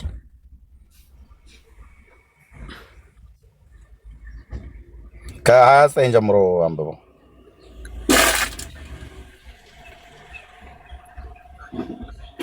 እሺ ወይ 30 ነው። አይሁድ ዑዘይርን የአላህ ልጅ ነው አሉ። ከነዚያ መጽሐፍት እሺ ላዙረው እኮ ሁሉንም ቢሆን ያላመነን ሰው ግደሉ ብሎ ማዘዝ የበለጠ ነገሩን ያከብደዋል እንጂ እኮ አያቀለው ብራዘር። ባይሆኑ ራሱ ሁለቱንም ባይሆን እንኳን ብትል እያከበርከው ነው ያለው። ኦኬ አንድ ሰው ሃይማኖትን ስላላመነ ለምን ይገደላል ነው አርጊውመንቱ። ይሄው ከነዚያ መጽሐፍን ከተሰጡት ሰዎች እነዚያን በአላህና በመጨረሻው ቀን የማያምኑትን አላህ መልእክተኛውን እርሱ እንዳደረገም እርሱ እርም የሚያደርጉትን እና እውነተኛውን ሃይማኖት ወይም ደግሞ እስልምናን የማይቀበሉትን እነርሱ የተዋረዱ ሆነው ግብር በእጃቸው እስከሚሰጡ ድረስ ተዋጓቸው ይላል። ኦኬ መጀመሪያ ላይ ያለችው ቃል እነዚህ ከነዚህ መጽሐፍትን ከተሰጡ ሰዎች ይላል። እነማን ናቸው መጽሐፍትን የተሰጡ ሰዎች? የአይሁድ ሃይማኖት አይደለም? ኢብራሂም ነው አብድሮ መጽሐፍት የተሰጣቸው እነማን ናቸው? መጽሐፍት የተሰጣቸው ኢሳ ሙሴ። ከኢሳ በፊት መጽሐፍት የተሰጣቸው እነማን ናቸው? እንደ ህዝብ እነማን ናቸው? እንደ ህዝብ እነማን ናቸው? እንደ ህዝብ፣ እንደ ወገን፣ እንደ ጎሳ፣ እንደ ወገን እነማን ናቸው? ከኢሳ በፊት ነው። ከኢሳ በፊት እኮ አልኩ። መጽሐፍ የተሰጣቸው እነማን ናቸው ነው? ለሙሴና ሙሴ ዘሩ ምንድን ነው? የማ ሙሴ ዘሩ ምንድን ነው? በዘሩ ምንድን ነው እሱ? የሙሴ አይሁዳዊ አይደል? አዎ በቃ አይሁዳውያን ማለት ነው። እነዚህ መጽሐፍት ከተሰጣቸው የተባሉት እነሱን በአላህና በመጨረሻው ዘመን ስለማያምኑ ምን በሏቸው ይላል? ተዋጓቸው፣ ግደሏቸው። ሙሴ በአላህ አያምንም እንዴ? አያምንም። እንዴት? በስምም አያውቀውም አላህ የሚባለውን የእናንተን አምላክ ሙሴ አያምንም፣ አያምነውምም፣ አያውቀውምም። ማስረጃ አለ? አዎ አለን። እንዴ ስጠኝ እስቲ። እንደማያውቀው የሚያምነው የእስራኤልን አምላክ እግዚአብሔር ነው፣ ያህዌ ነው እሱ የሚያውቀው። ማንን? ክርስቶስን። አዎ ክርስቶስ ያህዌ ነው። ልክ ነው። ግን አድምጥ፣ አትንጠልጠል። እዚህ መጣ ማለት ነው። ሲጀምር ሙሴ የእናንተን አላህ የተባለውን አያውቀውም፣ ስለዚህም አያምነውም፣ አላመነውምም፣ አላመለከውምም። ያውቃል ብለህ ካልክ አንተ ሙሴ ያውቀዋል። የብሉይ ኪዳን ነቢያት በአይሁድም በእኛ በክርስቲያኖችም ዘንድ የምንቀበላቸው ነቢያት እነሱ ያውቁታል፣ በዘመናቸውም አምልከውታል ብለህ የምትል ከሆነ መረጃውን አምጣ። እኔ አያውቁትም አልኩ። አንተ ግን ሙሴ ያውቀዋል ብሎ የሚለውን ጥያቄ መመለስ አለብህ። አዎ ያውቀዋል ብለህ ካልክ መረጃውን ማምጣት ያለብህ አንተ ነህ። እኔ ግን ሙሴ አያውቀውም ብዬ ስል የሚያውቀው የእስራኤልን አምላክ ገናናውን እግዚአብሔር ያህዌን ብቻ ነው የሚያውቀው። እሱም ሆኖ ሌሎቹ የብሉይ ኪዳን ነቢያት የሚያውቁት ያህዌን ብቻ ነው። ስለዚህ አውቀዋለሁ አላህ የሚባል አምላክ ነው የላከኝ ብሎ አልተናገረም ሙሴ በመጽሐፍቱ ማለት ነው። የነቢያትን መጽሐፍት ማለት ነው፣ የአዲስ ኪዳን መጽሐፍት ማለት ነው። ኦኬ እሱ ተናግሮኛል ብሎ እሱ ነው የምናመልከው ብለው የእስራኤል ልጆች ያመለኩት ያህዌን እንጂ አላህ የሚባል አምላክ አምልከናል ብለው የተጻፈው በእነሱ መጽሐፍት ውስጥ አንዲትም ቦታ ላይ ነቁጣ ነጥብ የለም። ስለዚህ ሙሴ አያውቀውም። ዋናው ምንድነው እዚህ ጋር ያልኳችሁ ልብ በሉ። እዚህ ጋር ቅድም ያልናቸው በአላህና በመጨረሻውና በአላህና በመልእክተኛው ማነው በመጨረሻው መጽሐፍቱ የተሰጣቸው በአላህና በመልእክተኛው ስለማያምኑ ግደሏቸው፣ ተዋጓቸው ተብሎ የተባሉት በአላህ ላይ ያጋሩትን የተባሉት እነዚህ በአላህ ላይ አላህ ማለት አምላክ ነው ከሱ ውጪ ሌላ አምላክ አለ ብለው ያጋሩ ተብሎ የተባሉት እስልምናና ጁዳይዝምና ክርስትና ነው። ኦኬ ምክንያቱስ እናንተ አምላክ ነው ብላችሁ የምትሉትን አላህ በአይሁዳውያን አይታመንምም አይቀበሉትም። በእኛም በክርስትናው አናምነውም አንቀበለውም። ስለዚህ እኛ እግዚአብሔር አምላክ ብለን የምንጠራውን እናንተ አምላክ ብላችሁ አጠሩትም። ስለዚህ በእናንተ አስተምሮት አጋርተናል ማለት ነው። ስለዚህ እነዛን ተዋጓቸው፣ ግደሏቸው ይላል መጽሐፍ። ይኸው እንደዚህ አሳይተናል። ቴንክ ዩ ወንድምነት መቀጠል ትችላላችሁ። እኔ ብቻ እንዳላወራ ያ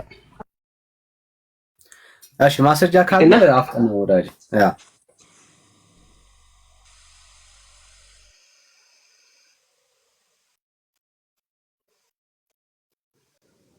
ወደ ኤልያው እንሄዳለን። ኤልያው ነው ተራው የሱ መስለኛል።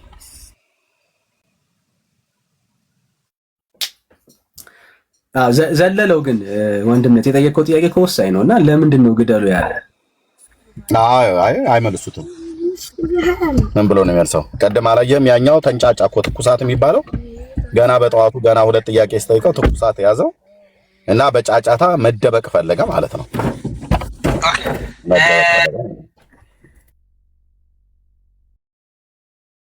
እና አይመልሱ ጥያቄ ልጠይቅህና በነገራችን ላይ እዚህ ላይ እስልምና ላይ ያለው ነገር ላጥራና እኔ ጋር የሚገናኝ ነገር ስላለ ላጥራው። ምኑን ነው የምታጠራው? እኔ ኢስላም ሲባል በነገራችን ላይ ይኸውልህ ከእስላም ሲባል ነቢይ ሙሐመድንና ቁርአንን አንቀበልም እኛ። ነቢዩ ሙሐመድ ምኑን ነው የምታጠራው ታዲያ? እሺ ያለው ነገር እምነት ንገራቸው ይላል ለሚሰማው ሰው ማለት ነው። ነቢዩ ሙሐመድ ሁልጊዜ እነሱ ቤት ገብቼ የምናገረውን ነገር እናገረዋለሁ። ኖ እምነትህን ንገራቸው ነው ያልኩህ። እኔ ይሁዳዊ ነኝ። በእስራኤል አምላክ ማመልክ ነኝ። አንድ አምላክ አለ። ነቢይ ሙሐመድ የእስራኤል ማለት ከፈጣሪ የተላከ ነው ብዬ አላምንም። ቁርአን ያላ ቃል ነው ብዬ አላምንም። የፈጣሪ ቃል ነው ብዬ አላምንም። ከይ እነሱ ቤት ገብቼ ማወራው ነው። ኦኬ። ስለዚህ አንዴ ድገመው ኤልያው፣ አንዴ ድገመው። ልብ ብላችሁ ከእነሱ ቤትም ገብቼ የምናገረውን እኛ ሁለት ነገሮች ነው አንቀበል። ቁርአን የፈጣሪ ቃል ነው ብለን አንቀበልም። ቁርአን የሚባለው መጽሐፍ ነብዩንም የፈጣሪ መልእክተኛ ነው ብለን አንቀበልም። ይሄ የተረጋገጠ ነገር ነው። ነገር ግን በስም ደረጃ ልክ እግዚአብሔር እንደሚባለው አላህ የሚባለውን አምላክ እንቀበላለን። በዛ አይነት አረዳድ እንደዛ ብለን እንቀበላለን። በስም ደረጃ ነው። ሁልጊዜም እናገረዋለሁ። ይሄ የሁልጊዜም ቃሌ ነው። ችግር የለም። እሱንን እኔ አንተም ጠይቅህ ኤርሚያስ ከቅድም ይሄ ዳኒ ከርዕሱ ላይ ነው። ርዕሱ ላይ ጠይቅህና ለምሳሌ መስዋዕት የሚቀርብ ወይም ዝክር የሚባለው ነገር የሚቀርበው ለአንድ አምላክ ነው አይደለ?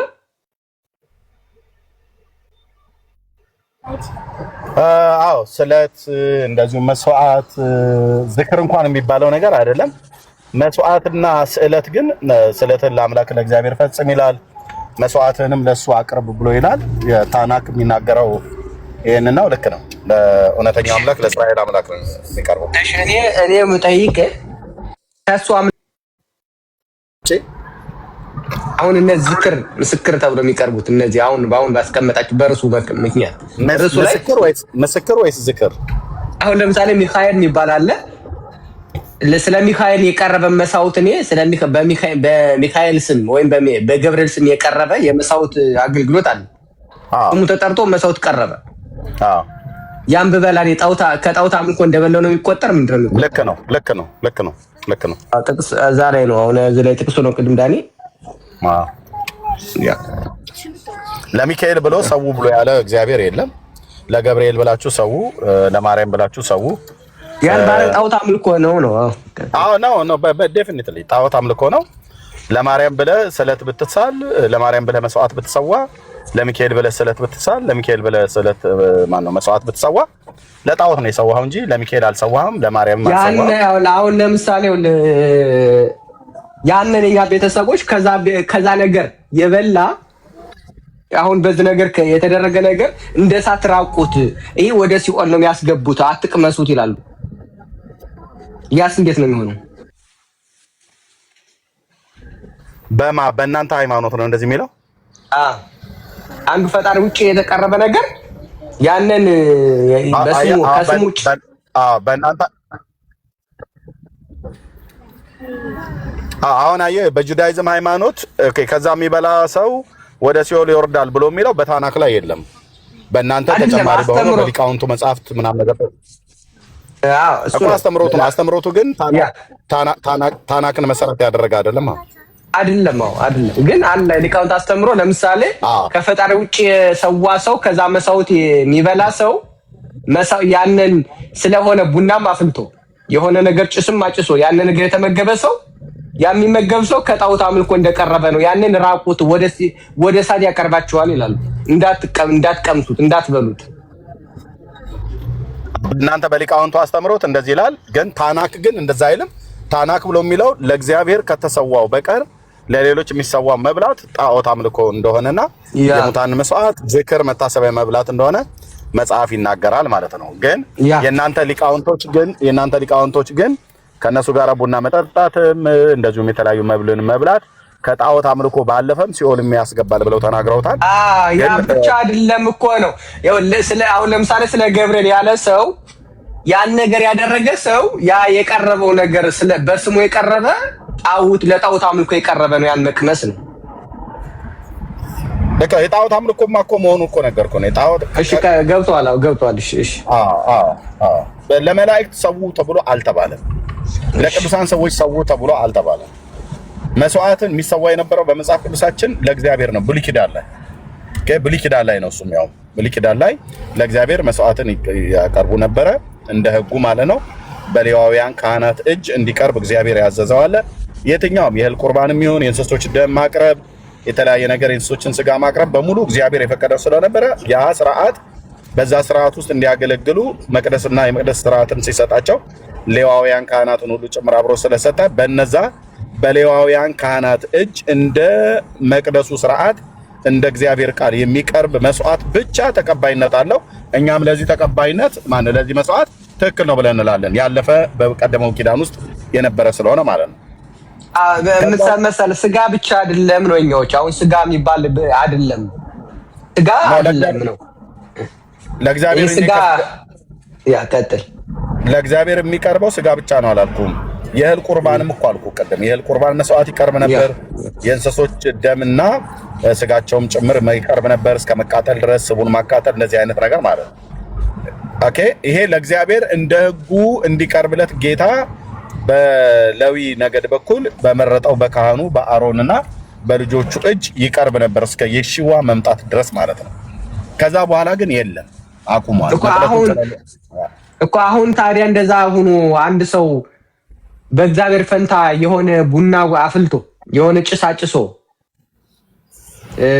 የሆነን መላእክት ስም ጠርቶ ያንን እኔ ያን ብበላ ምንድን ነው የምሆነው? እኔ ለጣዖት የተሰዋ ነው የበላኸው፣ ትረክሳለህ። ለዛ ጣዖት ብትሰግድ ትረክሳለህ። ለዛ ነገር ብትሰግድ ትረክሳለህ።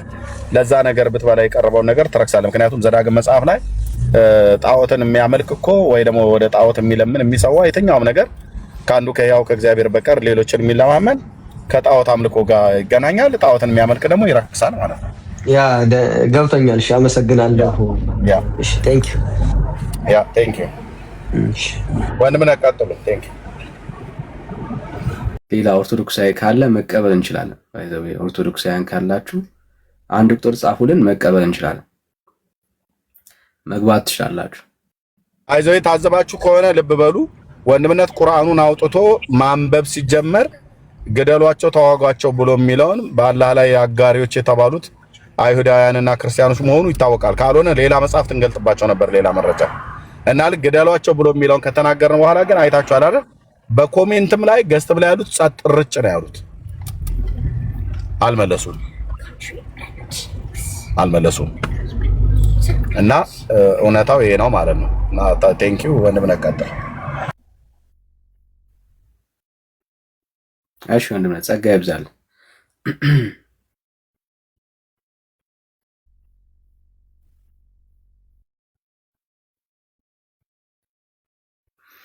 እሺ ሌላ ኦርቶዶክሳዊ ካለ መቀበል እንችላለን።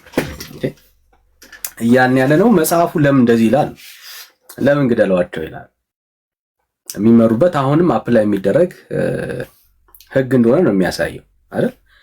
የብሉይ ኪዳን ስርዓቶች፣ የብሉይ ኪዳን ትምህርቶች እንደ አዲስ ኪዳን ዳይሬክት አፕላይ የማናደርጋቸው ትምህርቶች አሉን በክርስትና ህይወት ውስጥ ማለት ነው። ኦኬ፣ ላለፈው ኪዳን ሰዎች ይኖሩባቸው የተዳደሩባቸው የነበሩት ትምህርቶች አሉ፣ ሐሳቦች አሉ፣ ትእዛዞች አሉ። አሁን እያወራን ያለነው ማለት እንደ እስልምና አሁን የሚመሩበት ይሄው መጽሐፍ ነው። ሌላ የተለያቸው የለም።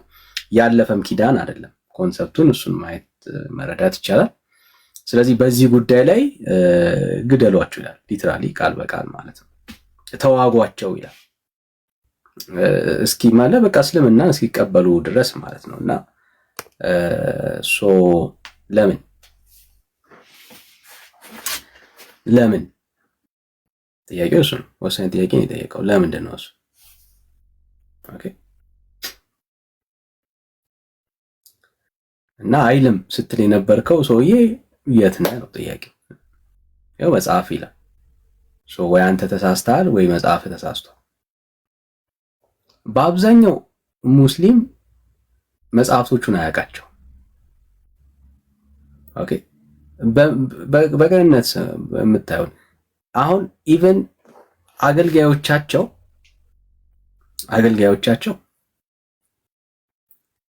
የክርስትናን መጥፎነት በማውራት ለማሳየት ነው እንጂ የሚሞክሩት ስለራሳቸው አያነሱ።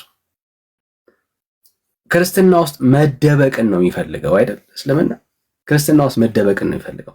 በራሱ ሊቆም የሚችል እምነት አይደለም።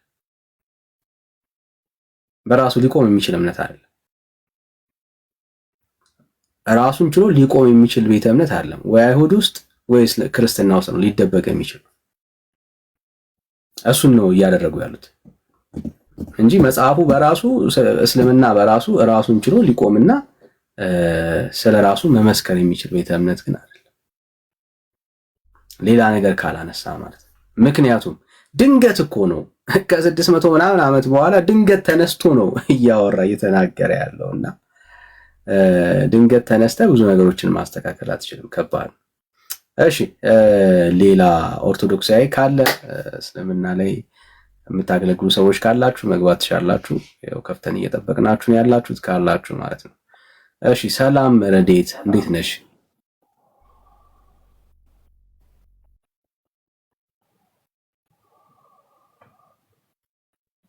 ረዴት እሺ አይ ቲንክ በስተት ይሆናል። እሺ ሌላ ኦርቶዶክሳዊ ካለ እንቀበላለን። እያወራን የነበረው ስለ ኢየሱስ ምልጃ ተነስቷል። እንደውም ዛሬ ዝኩርና ቁርባኑን አላነሳነውም። አንድ ቪዲዮ አለ አይደል? እሱን ላሰማችሁና እንቀጥል። እንዴት ቤተክርስቲያኒቷን አገልጋዮቿ ደግሞ እንደሚያፍሩባት እንድታዩ ያክል ነው። አንድ ቪዲዮ ላሰማና ከዛ እንቀጥል። እሺ የመድኃኔዓለምን ዝክር እንደ ስጋ ወደሙ ይቆጠርልናል የሚሉ ሰዎች አሉ። በተጨማሪም ታላላቅ ገዳማት አሁን ሐሳቡ እንድታዩት ነው ያነሳው። ሐሳብ በጣም ትክክል የተናገረው ሐሳብ ትክክል። ስህተት የሆነው ሐሳብ ምንድነው? ቤተክርስቲያኒቷስ ነው ጥያቄው። ኦኬ ቤተክርስቲያኒቷ መሬት ላይ ያለችው ቤተክርስቲያን ግን ልትካድ አትችልም። ዝክር ከቁርባን ጋር እኩል የሆነባት ቤተክርስቲያን ግን አለች።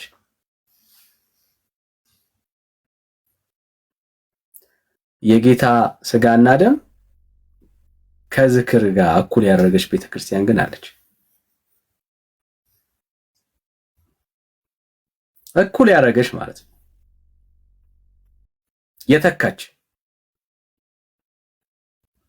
ያውም ከዝክር ፍርፋሪ ጋር እኩል ያደረገች ማለት ነው።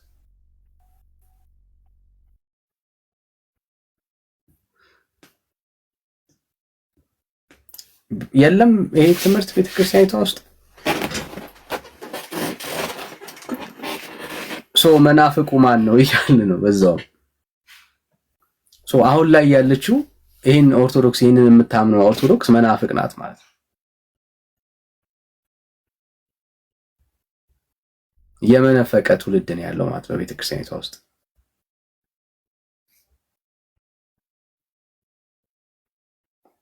ካላችሁ ሐሳቡን እንዴት ታዩታላችሁ? ትቀበሉታላችሁ ወይስ ትቃወማላችሁ? ስታንዳችሁ ምን ጋር ያው እድል እንሰጣለን። ካላችሁ መግባት ይችላላችሁ። ወይስ ስታንድ ጋይስ? ኦኬ አቋማችሁ ምን ጋር ነው የእናንተ? እንደ አንድ ኦርቶዶክሳዊ ምኑ ጋር ነው የምትቆሙት? ስታንዳችሁ ምን ጋር ነው? ይከብዳል ጥያቄው? አይከብድም። እንደ አንድ ኦርቶዶክሳዊ ምንድን ነው የሚሰማችሁ? የጌታ ስጋና ደም ከዝክር ጋር እኩል ነው? አንድ ነው?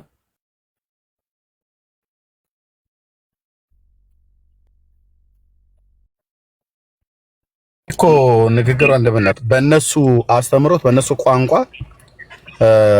የጽርፈት ንግግር ይባላል። በቃ የመጨረሻ ምን ብዬ ልበልህ ሌላውን ዓለማውያን የሚጠቀሙትን ቃል እንዳልጠቀም ብዬ በሚል ማለት ነው። የጽርፈት ንግግር ይባላል። በቃ በዚህ ነው ልክ አራክሰህ አዋርደህ አንቋሸህ አቃለህ አጣጥለህ የምትናገረው ንግግርን ነው የተናገሩት። ኦኬ ክቡር ነው ብላ የምትለው ቅዱስ ነው ብላ የምትለው የጌታን ስጋና ደም መታሰቢያ የሆነውን ቁርባን ብሎ የሚለው ራሱ ለአይሁዳውያን አባቶች ይጠቀሙበት የነበረ ነው። ቁርባን ለእግዚአብሔር የሚቀርብ መስዋዕት ነው። ኦኬ አሁን ኦርቶዶክስ ለእግዚአብሔር የምታቀርበው መስዋዕት የለም። ጋግራም ይሁን ምንም ነገር አድርጋ የምናቀርበው ነገር የለም። ካለን መጽሐፍ ቅዱስ የአዲስ ኪዳን ላይ ብሎ የሚለው የከንፈሮቻችሁን ምስጋና ነው፣ የከንፈሮቻችሁን ፍሬ ምስጋና ነው አቅርቡ ብሎ ያለው ለእግዚአብሔር ማለት ነው። እና በዚህ ነው አለ ኪጅ ዘጋነሽ።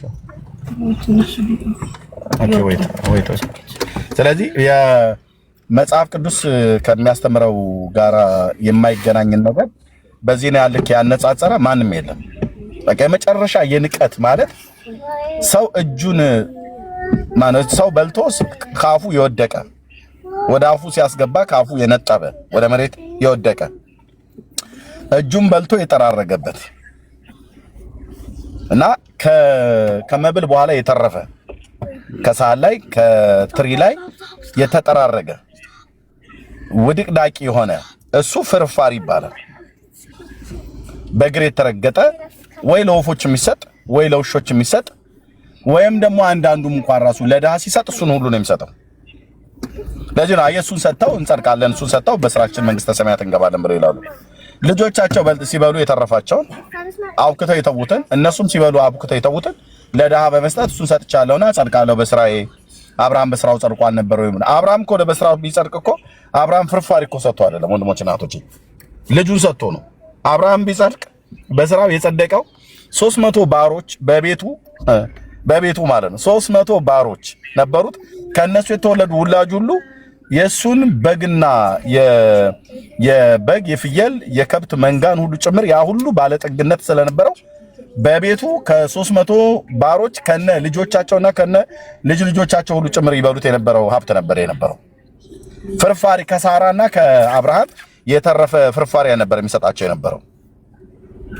እና ለእንደዛ ወይ ለዶች ይሰጣል ወይ ለውሻ ይሰጣል ወይ ለወፍ ይጣላል። ከሱ እኩል ነው የቆጠሩት የጌታን ስጋና ደም መታሰቢያ የሆነውን ቁርባን ብለው የሚሉትን ማለት ነው። ከፍርፋሪ እኩል ማለት ነው። ሰው ጠጥቶ ከተረፈው ማነው ሰው ጠጥቶ ከተረፈው አልኩኝ ጠጥቶ ከጨረሰው ጠላ ውስጥ ከማድጋው ማለት ነው ከዛ ውስጥ የቀረ አተላ እንግዲህ ጠላ አተላ ስላለው ማለት ነው ብቅልና ጌሾ አለው ሲቀዳ ከነገፈቱ ሁሉ ጭምር ይቀዳል አንዳንዱ ላይ ማለት ነው። እና ከሱ ሲጠጡ የተረፈ እንኳን ቢኖር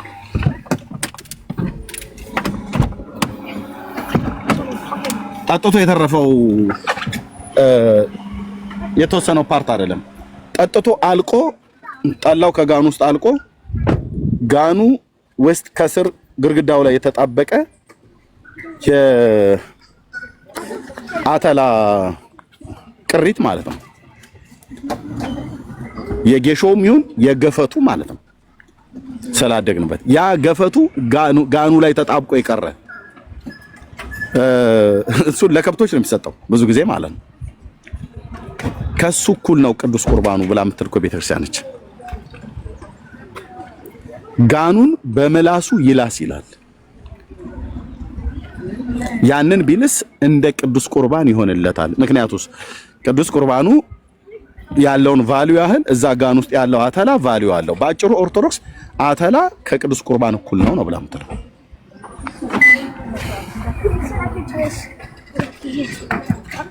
ኦኬ እና እንዴት አስቀያሚ አጸያፊ እንደሆነ ይታያችሁ ማለት ነው። እና አምላክን በዚህ ነው ያልክ የተሳደበ እኔ ክርስትና ሃይማኖት ውስጥ ሆኖ አምላክን ከኦርቶዶክስ ተዋሕዶ ቤተክርስቲያን የተሳደበ ማንም የለም ነው ብዬ የምለው።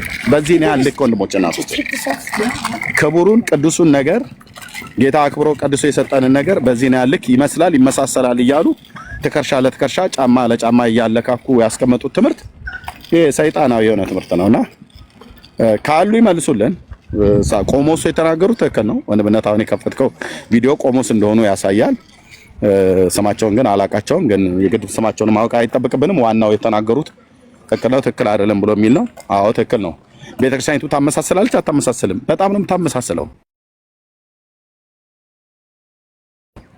በጣም ብዙ ትከርሻ ያለካካችሁ ነገር አለ ከጌታ ጋር፣ ጫማ ያለካካችሁ ነገር አለ ከጌታ ጋር እና ግን ክርስቲያኒ ተብሎ ተጠርቶ የእስራኤል አምላክ እግዚአብሔርን በዚህ ነው ያልክ ማዋረድ ሶ ፔንፉል ያማል እና ንስሐ እንዲገቡ ነው የምናዘው። ግን ኦርቶዶክሳን የሚሉ ካለ ገብተው ማለት ይችላሉ። ቴንክ ዩ መቀጠል እንችላለን። ወንድምነት ተባረክ። እሺ አላችሁ ኦርቶዶክሳን ካላችሁ መግባት ይሻላችሁ። አንድ ቁጥር ጻፉልን እናስገባችኋለን ማለት ነው። ኦኬ አንድ ቁጥር ከጻፋችሁ እናስገባችኋለን።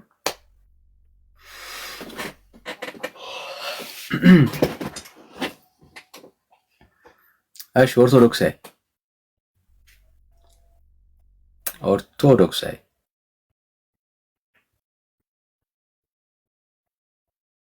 አላችሁ እንዳላችሁ ይሰማኛልና አንድ ቁጥር ብቻ ጻፉልን። አንድ ቁጥር ጻፉልን። ይህን ሐሳብ የምናነሳበት ምክንያት ወንድምነት እንዳለው ቤተክርስቲያኒቷ አሁንም እንዲህ ታስተምራለች። ኦኬ እነዚህ መጽሐፍቶች የቤተክርስቲያኒቷ መጽሐፍት ናቸው። እምነቷን ምእመናን አሁንም የሚከተሏቸው እነዚህ መጽሐፍቶች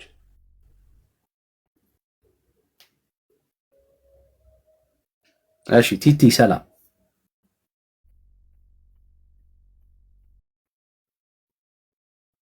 አልገባም። እሺ የቤተ ክርስቲያኒቷ አስተምሮ ናቸው። መሬት ላይ ይሄ ነገር አለ። ለዚህ ነው ቤተ ክርስቲያኒቷ መታደስ፣ መለወጥ፣ መቀየር የሚያስፈልጋት። ለዛ ነው ወደ እግዚአብሔር ሐሳብ ድጋሚ መመለስ አለባት የምንለው በምክንያት ነው። ቀደም በደንብ በሚገርም ማገላለጽ ወንድምነት ገብቶታል። የጌታ ቤተክርስቲያን ነኝ ብላ ራሷን የምትጠራ የጌታ ስጋና ደምን በዚህ ደረጃ ላይ አዋርዳ በዚህ ደረጃ ላይ አስቀምጣ ማየት በጣም ያሳዝናል። ለአንድ ጻድቅ ቅዱስ የተደረገ ዝክር ከጌታ ስጋና ደም ጋር እኩል አድርጎ ማስቀመጥ በጣም ነው የሚያሳዝነው። ለጻድቁ ለቅዱሱ የተደረገ ያውም እሱንም አድርግ የሚል የመጽሐፍ ቅዱስ ትምህርት የለም። ለሱ የተደረገ ለቅዱሱ ክብር የተደረገውን ጉዳይ የጌታ ስጋና ደም ጋር እኩል አድርጎ ማስቀመጥ ሶ ፔንፉል ነው አይደል? ያማል። በጣም ነው የሚያማው። ኦኬ በጣም ነው የሚያማው። መጽሐፍ ቅዱስ ውስጥ እንደዚህ አይነት ትምህርት የለም። ቤተክርስቲያኒቷ ናት ያላት። ሶ መታደስ የሚያስፈልጋት ለዛ ነው። ወደ ጌታ መቅረብ የሚያስፈልጋት ለዛ ነው። መጽሐፍ ቅዱስን ማንሳት አለባት የምንለው ቤተክርስቲያኒቷ ለዛ ነው። ካለዛ ቤተክርስቲያኒቷ ጠፍታለች። የጌታን ስጋና ደም በዚህ ደረጃ ላይ ካቃለለች ረክሳለች። ከራሷ አስተምሮ ጋር ራሱ ትጣላለች። ምክንያቱም የጌታ ስጋና ደም ይለወጣል ብላ የምታስተምር ቤተክርስቲያን ናት። እንደሚለወጥ ታምናለች። ፊዚካል የሆነ ነገር ባይኖርም ግን ካህኑ ሲባርከው ካህኑ አማካኝነት የሚለወጥ የሚቀየር ነገር እንዳለ ታምናለች። ምክንያቱም ቤተክርስቲያኒቷ የጌታ ስጋና ደም መታሰቢያ ነው ብላ የምታምን ቤተክርስቲያን አይደለች። ሶ የሚለወጠውን ይሄንን ብላ የምታምነውን ነገር ከጌታ ስጋና ደም ጋር አንስታ ቁርባንን አብራ ዋህዳ የምታወራ ቤተክርስቲያን ናትና ሶ እኛ አባት ያሉት ነገር ትክክል ነው። ግን ቤተክርስቲያኒቷ ግን ይሄንን ትምህርት ታስተምራለች፣ ትናገራለች፣ ታወራለች። ሰዎች ቤተክርስቲያን መታደስ አለባት የምንለው በምክንያት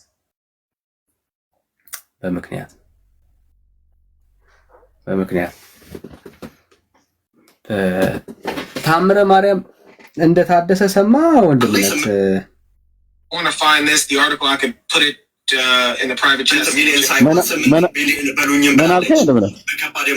ታምረ ማርያም የትግራዩ ሲኖዶስ ቀየረው። እንደዛ ሜሎስ አንድ ሰርቶ ነበርና ቀለ እየነዳው በደንብ አልሰማሁትም። እስቲ እንስማ። ካስተላለፋቸው ውሳኔዎች መካከል እስቲ አንደኛው እንስማ። ብዛዕባ አብዞ ኣብ ምብራቅ ዓዲግራት ሃገረ ስብከት ተተርጊሙ ሊቃውንቲ ጉባኤ መንበረ ሰላማ ተኣሪሙ ዝቐረበ ተኣምረ ማርያም ተሓቲሙ ኣብ ኣገልግሎት ክውዕል ትእዛዝ ሂቡ። እንግዲህ መስማት እንደቻልነው በአዲግራት ሀገረ ስብከት ተተርጉሞ በመንበረ ሰላማ ደግሞ ያሉ ሊቃውንቶች እንግዲህ አርመው ያዘጋጁትን ተአምረ ማርያም የትግራይ ሲኖዶስ ታትሞ ወደ አገልግሎት እንዲገባ ውሳኔ ያስተላልፈዋል። እንግዲህ የተአምረ ማርያም ምን አይነት ይዘቶች አሉት፣ ከቀድሞ ተአምረ ማርያም በምንድን ነው የሚለየው የሚለው ታትሞ ሲወጣ የምናየው ነው። ግን ከአሁኑ አንድ ነገር መናገር መንበረ ሰላማ ሲኖዶስ ብዙ ነገር ጠብቃለሁ። በባለፈውም የተክለ ሃይማኖትን ገድል አንቀበልም ሲሉ ነበር እና ይሄ በጣም ትልቅ ነገር ነው። ግን ከታምረ ማርያም መጽሐፍት ውስጥ ለሰው ይጠቅማል ብለው የሚተውት ታምር አለ ወይ? ሙሉን ታምር እንዳነበበ ሰው ጠብቃለሁ እንጂ አሁን ጮቤ አረግጥም እልል በሉ አጨብጭቡ ተቀመጣችሁ ተነሱ ምናምን ነገር ብለን አንልም። ምን ጨምረዋል ምን ቀንሰዋል የምናየው ነው። ምክንያቱም አሁን ቤተክርስቲያኒቱ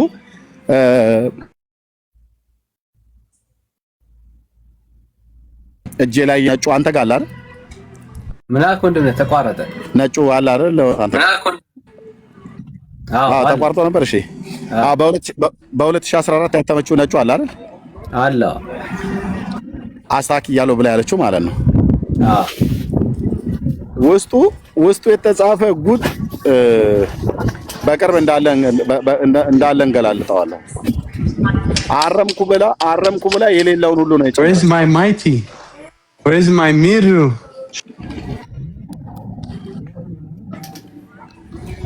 እና ይበል የሚያሰኝ ነው። ደስ ይላል።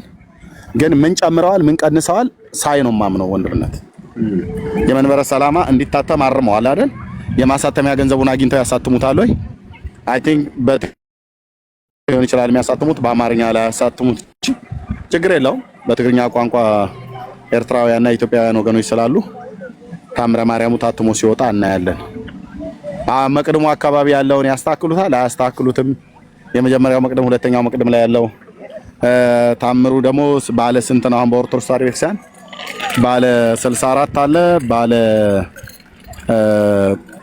111 አለ፣ ባለ 317 አለ፣ ባለ 415 አለ እና ደግሞ ከሱ በላይ ደግሞ ያለው ተብሎ የሚባለው አለ። ግን እስቲ ሲያወጡት እናያለን። ግን አሁን ስረዛ ድለዛ ላይ ናቸው። አየ ነገሩ ሁሉ እንትን አለ። ምንድነው ወደ ብርሃን ወጣ። አሁን እዚህ በዛ ሰርዙ፣ በዚህ ደልዙ፣ በዚህ አስወጡ፣ በዚህ አስገቡ፣ ይሄኛው ይውጣ፣ ብፁዕ አባታችን ይሄኛው ይግባ፣ መጻሕፍቶቻችን ጥራት ይጎላቸዋል ብለው ያሉት አሁን እኛ ለህዝቡ አደባባይ ላይ ስናሰጣባቸው ነው። ለዘመናት ተከብረው የነበሩ መጻሕፍቶች ሁሉ ጭምር በሙሉ እህል ሳይበላ ውሃ ሳይጠጣ በባዶ ሆዳቸው ያነቧቸው የነበሩ መጻሕፍቶች ምን ያህል ትውልድ ገዳይ እንደሆኑ ውስጣቸው ያሉትን ነገር ካሜራ ከፍተን ግዕዝ ከአማርኛ ምዕራፍ ከቁጥር ገልጠን ገላልጠን ስናሳይ የትግራዩ ይሄን ቀንሳለሁ፣ የመንበረ ሰላማው ይሄን ቀንሳለሁ፣ የመንበረ ተክለ ሃይማኖቱ ይሄን ጨምራለሁ፣ የመንበረ ጴጥሮስ የኦሮሚያው ደግሞ ይሄኛው መካተት አለበት። በቃ እንደዚህ በሚል ሰዓት ላይ ትውልዱ መንቃት አለበት ማለት ነው። መንቃት አለበት። የቱንም ቢጨምሩ የቱንም ቢቀንሱ ይሄኛው ይውጣ ይሄኛው ይግባ ብለው ቢሉ የሚወጣውም የሚገባውም ሁሉም ጥቅም የለውም። ነገረ ድነትን ያቃለለ ጽሑፍ ነገረ ድነትን በክርስቶስ ኢየሱስ በማመን የሚገኘውን የኃጢአትን ይቅርታ የማርያም ታምር ሲነበብ ሰምቶ እኮ ወደ ቤቱ የሚሄድ እኮ ስጋው ደግሞ እንደተቀበለ ይሆንልኛል ይደረግልኛል እኮ ነው ብሎ የሚለው የማርያምን ታምር እኮ እስከዛሬ ድረስ እያወጣን የዘረገፍንባቸውን ሁሉ ጭምር እኮ ነው አብረው ጽፈው ይህንን ተአምሯ ሲነበብ ሰምቶ የናቀ ወልደ እግዚአብሔር ሰው ከመሆን ከማመን የወጡ ናቸው፣ ከክርስቲያን ማህበርም አይቆጠሩም፣ የተረገሙና የተወገዙ የተለዩ ናቸው፣ አባ ሚካኤል በምንባል በእኛ በቃላችን ስልጣን ብለው ማለት ነው። የማንም የአረብ ሽማግሌ ሁሉ የገዘተው ግዝት ማለት ነው። ወንድሞች ናቶች እነ ኢሳያስ እንኳን እንደዚህ አላሉ፣ እነ ኤርሚያስ እንኳን እንደዚህ አላሉ። የብሉይ ኪዳን ነቢያት ታላቁ ሙሴ እንኳን እንደዚህ አላለም። በቃላችን ስልጣን የተወገዙ የተረገሙ ናቸው ምናምን ነገር እያሉ ቅዱስ ጳውሎስ ሐዋርያ እንኳን እንደዚህ አላለም። እና ይሄንን ደግሞ መግቢያው ላይ ያደረጉት መቅድሙ ላይ አየህ፣ መቅድሙን አስቀድሞ ያነቡልሃል። አስቀድሞ ታምሩ ከመነበቡ በፊት መቅድሙ ነው የሚነበበው። መቅድሙ ሲነበብ ደግሞ ወልደ እግዚአብሔር ሰው ከመሆን ከማመን የወጡ ናቸው ይላል። እንዴ አይ እነሱ ቀጠለው ለሚያነቡልን ውሸት ጥያቄ እንኳን እንዳንፈጥር መቅድሙ ላይ ማስፈራሪያ አስገብተውልህ ነው የሚያነቡት ማለት ነው። የእመቤታችንን ታምሯን ይናቁ ይላል። ከዛ ስናነበው ውስጡ ገብቶ ሲነበብ የሴት ብልት ሳሙ የወንዶችን ግን ቁረጡ የሚል ማለት ነው። ይሄ እኮ ፌር እኮ አይደለም። ወንዶች ሰላማዊ ሰልፍ ነው መውጣት ያለብን በዚህ ጉዳይ የእውነትን ለመናገር ማለት ነው። ነገሩ የሚቆርጥ ሲኖር አይደል እንዴ? አልፋታህም ስልህ እኔ ጋር ቆርጣለሁ ብለህ ብትል ብትመጣ አልፋታም። ግን እንዲህ ነው የሚለው ታምሩ፣ የወንዶችን ገዝግዙና ቁረጡ፣ የሴቶችን ሳሙ። ይሄ ነው ውስጡ የተጻፈው። ነውራም ትውልድ ምን በወጣኝ ነው የሚቆረጥብኝ እንዴ? ወንድሞች እናቶች በምን ጉዳይ ነው ቁረጡ ብሎ የሚባለው? ይሄ እኮ ጄኖሳይድ እኮ ነው። ይሄ እኮ ዘር ማጥፋት ወንጀል እኮ የሚመደብ እኮ ነው። ጓንዴን አነሳለሁ እንጂ አትቆርጠው። በሌላ ነገር ቢሆን ጥሩ ነበር ቢያንስ። እንዴት ታዲያ እጅ እግር ይሻላል ቢያንስ። ወንድ ልጅ እኮ ብልቱን ቆርጥ ማለት ዘሩን አጠፋው ማለት ነው። እንዳይተደረቅ እንጨት ነኝ ብሎ በትንቢተ ኢሳይያስ መጽሐፍ ምዕራፍ 56 ላይ እንደተናገረው ደረቅ እንጨት እንዲሆን አደረከው። ጃንደረባው እኔ ደረቅ ዛፍ ነኝ አይበል ብሎ ሲል ምን ማለት ነው? የደረቀ ዛፍ የደረቀ ዛፍ ቁጥቋጦ የሚሆን ፍሬ አፍርቶ ዘር እንደማይተካ ወንድ ልጅ ነገርየውን ከቆረጥከው በቃ ደረቅ ዛፍ ነው፣ ዘር የለም ማለት ነው። ትውልድ እንዳይቀጥል ነው ያደርጉት አለ ማለት ነው። እንደውም በጄኖሳይድ ሊጠየቁ ይገባል። ይሄን መጽሐፍ የጻፉ ሰዎች እነሱ ኑሮ ከፍቷቸው ነገሩ ጨልሞባቸው በህቱና ብሎ በሚል ሸፍተው ጫካ የገቡት። እኔ ግን እንደዛ አይነት ያን መንገድ አልከተልም። አግባቡ ላይ ያለ መድኃኔዓለም አግብቻለሁ። እና ታምረ ማርያም የሚያበረታታው ምንድነው? የወንዶች ብልት ይቆረጥ ነው። ዳውን ዳውን እንላቸዋለን። እና ይሄን የጻፉትን ሰዎች ከነ ጽሁፋቸው ጭምር የሴቶቹን ሳሙ ነው ያሉት። እነሱ ሲያገኙ አይለቁም፣ እኛን ግን ያስቆርጡብናል ማለት ነው። እንዲህ አይነት ትምህርት ነው የገጠመን። እንዲህ አይነት ታምር ነው። ይሄን ለምን ብለህ እንዳትጠይቅ ገና መግቢያው ላይ አባ ሚካኤልና አባ ገብርኤል በሚባሉ በቃላችን ስልጣን ፈጽመው የተወገዙ የተረገሙና የተለዩ ናቸው ይላል። እኔን አታምታታኝም ስል ብራዘር የገጠር ልጅ ነኝ ብዬ ስል ነገር የማይገባኝ ገሪባ አድርገው ቆጥረው ከሆነ ተታለዋል። ሌላውን ትውልድ ሊያታልሉ ይችላሉ። ታምረ ማርያም ማለት የተረገመ መጽሐፍ ማለት ነው። ወንድሞች እናቶቼ፣ ለጌታ እናት ክብር የማይመጥን ለክርስቲያን ክብር የማይመጥን ክርስቶስን የማያከብር የእስራኤል አምላክ እግዚአብሔርን የማያከብር በጣም በጣም ነውር ያለበት መጽሐፍት ነው። ናስ የጨመሩትና የቀነሱትን አብረን እናያለን ለማለት ነው።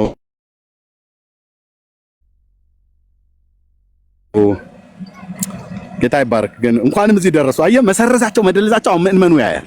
ለምንድነው የሰረዙት? ቆይ ይሄንን አውጥተናል ብለው አሁን ሲያወጡ ጥያቄ ተፈጥሯል። አሁን ማህበረሰቡ ጋር ጥያቄ ተፈጥሯል።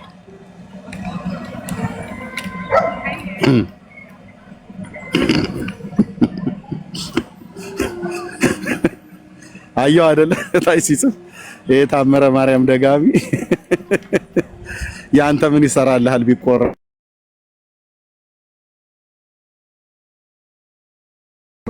አቤት ከፈለክ ያንተን ቆርጠ ለድመት ስጥ ብራዘር። የኔ ምን ቦታዬ ነው የሚቆረጠው?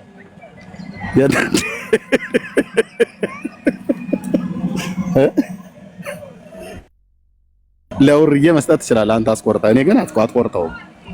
ኦኬ ይሄ ነው መጽሐፋችሁ፣ ይሄ ነው ውስጡ ሲነበብ ለማለት ነው። ይቆየን ቀጥለው ለምነት ኦኬ እሺ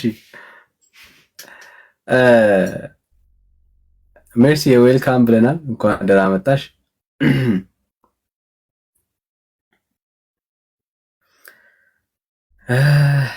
ባይዘው እህትየው ሜርሲና እኔ በትክክለኛ ማረጋገጫ ልደታችን ነው የተወለድንበት ግንቦት 1 እውነት እና የማርያም ነው ብዬ ስል አይ የሷ በእርግጠኝነት የሚታወቅ አይደለም ማለት ይቅር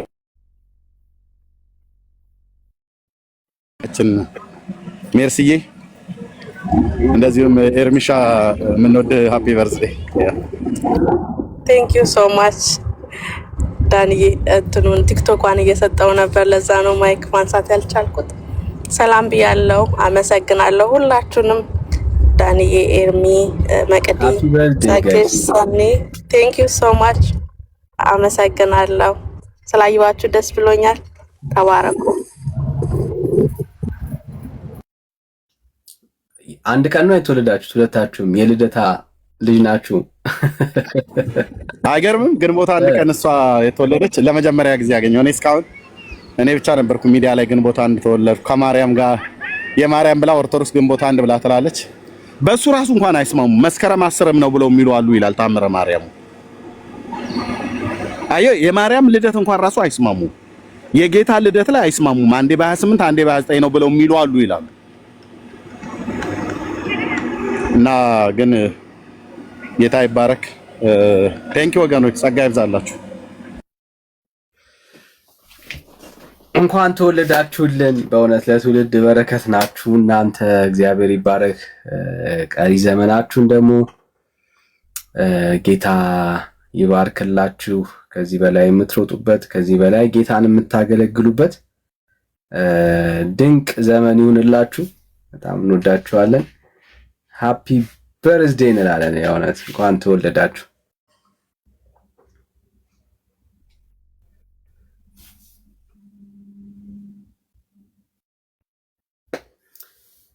ቴንክ ዩ ጋይስ። እሺ ሌላ ኦርቶዶክሳዊ ይኖር ይሆን? ሌላ ኦርቶዶክሳዊ ይኖር ይሆን?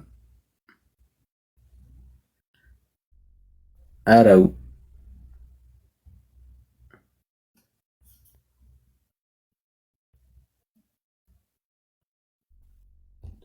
ዊሽ ይኖራችሁ በበርዝዴ ዊሻችሁን ትነግሩናላችሁ። ሜርሲ። የኔ ዊሽ ዳንዬ ሲኦል ባዶ እንዲቀር። አሜን። ያ የእግዚአብሔር አምሳል የሆነው እያንዳንዱ ነፍስ በምድር ላይ ያለው መዳን እንዲሆንለት፣ ክፉ እንዲከስር፣ ሁሉም እንዲያመልጥ፣ የመስቀሉ ዋጋ እንዲገባው፣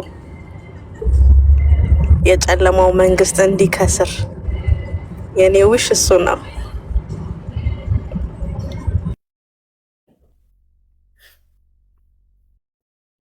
አሜን ብለናል። አሜን። ጌታ በአንቺ ዘመን ዊሽሽን በአንቺ የሚሰራውን ስራ ሁሉ ይስራ። እንጸልይላችኋለን። ጌታ ኢየሱስ ይባረክ። ተባረኩ። ወንድምነት አለ ዊሽ አሎ። ሰላም ነው ዳኪ?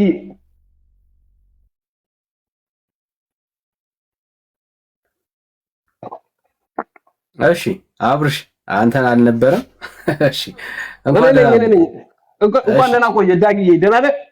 አለው ደህና ነን አብርሽ። አሎ ሁሉ ሰላም፣ ሁሉም ሰላም። እየሰማሁ ነበር።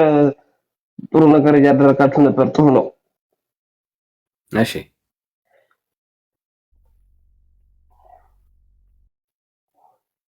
ምንድነው ሐሳብህ? ሐሳቤ ካንተ ይጀምራል። አንተ ጀምር። የምትጠይቀው ነገር ካለ ጠይቀኝ አባት። ምንድነው ከኔ ልጀምር? እሺ ቤተክርስቲያን ዝክርና ቁርባን ለምንድን ነው እሱ አንድ ያደረገችው? ማለት ቤተክርስቲያን እሺ ድገምልኝ። ቤተክርስቲያን ዝክርንና የጌታን ስጋና ደም አንድ አድርገዋለች። እንዴት አስረዳኝ። እንዴት አንድ ሰው ቁርባን ባይወስድ ዝክሩን ግን ቢወስድ ችግር የለውም። እንግዲህ አስተምሮት አለ ነው የምትለው አንተ በኦርቶዶክስ ተዋሕዶ ቤተክርስቲያን ነው የምትለው። ያለው ሰው ራሱ ትክክል አይደለም። ትክክል አይደለም ማስረጃ አስተን ትክክል ካልሆነ አንተ ያለውና አሳኝ በማስረጃ አሳኝ። ካንተ ነው የሰማሁት ከኔ ነው የሰማው። እሺ ወንድምት ውጪ እንዳለ ተስፋ አደርጋለሁ። ጌታ ሆይ እሺ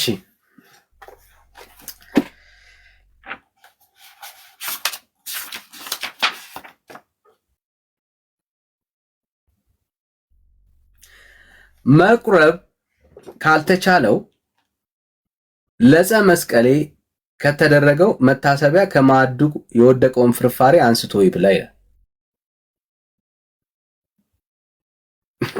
ድርሳነ መስቀል።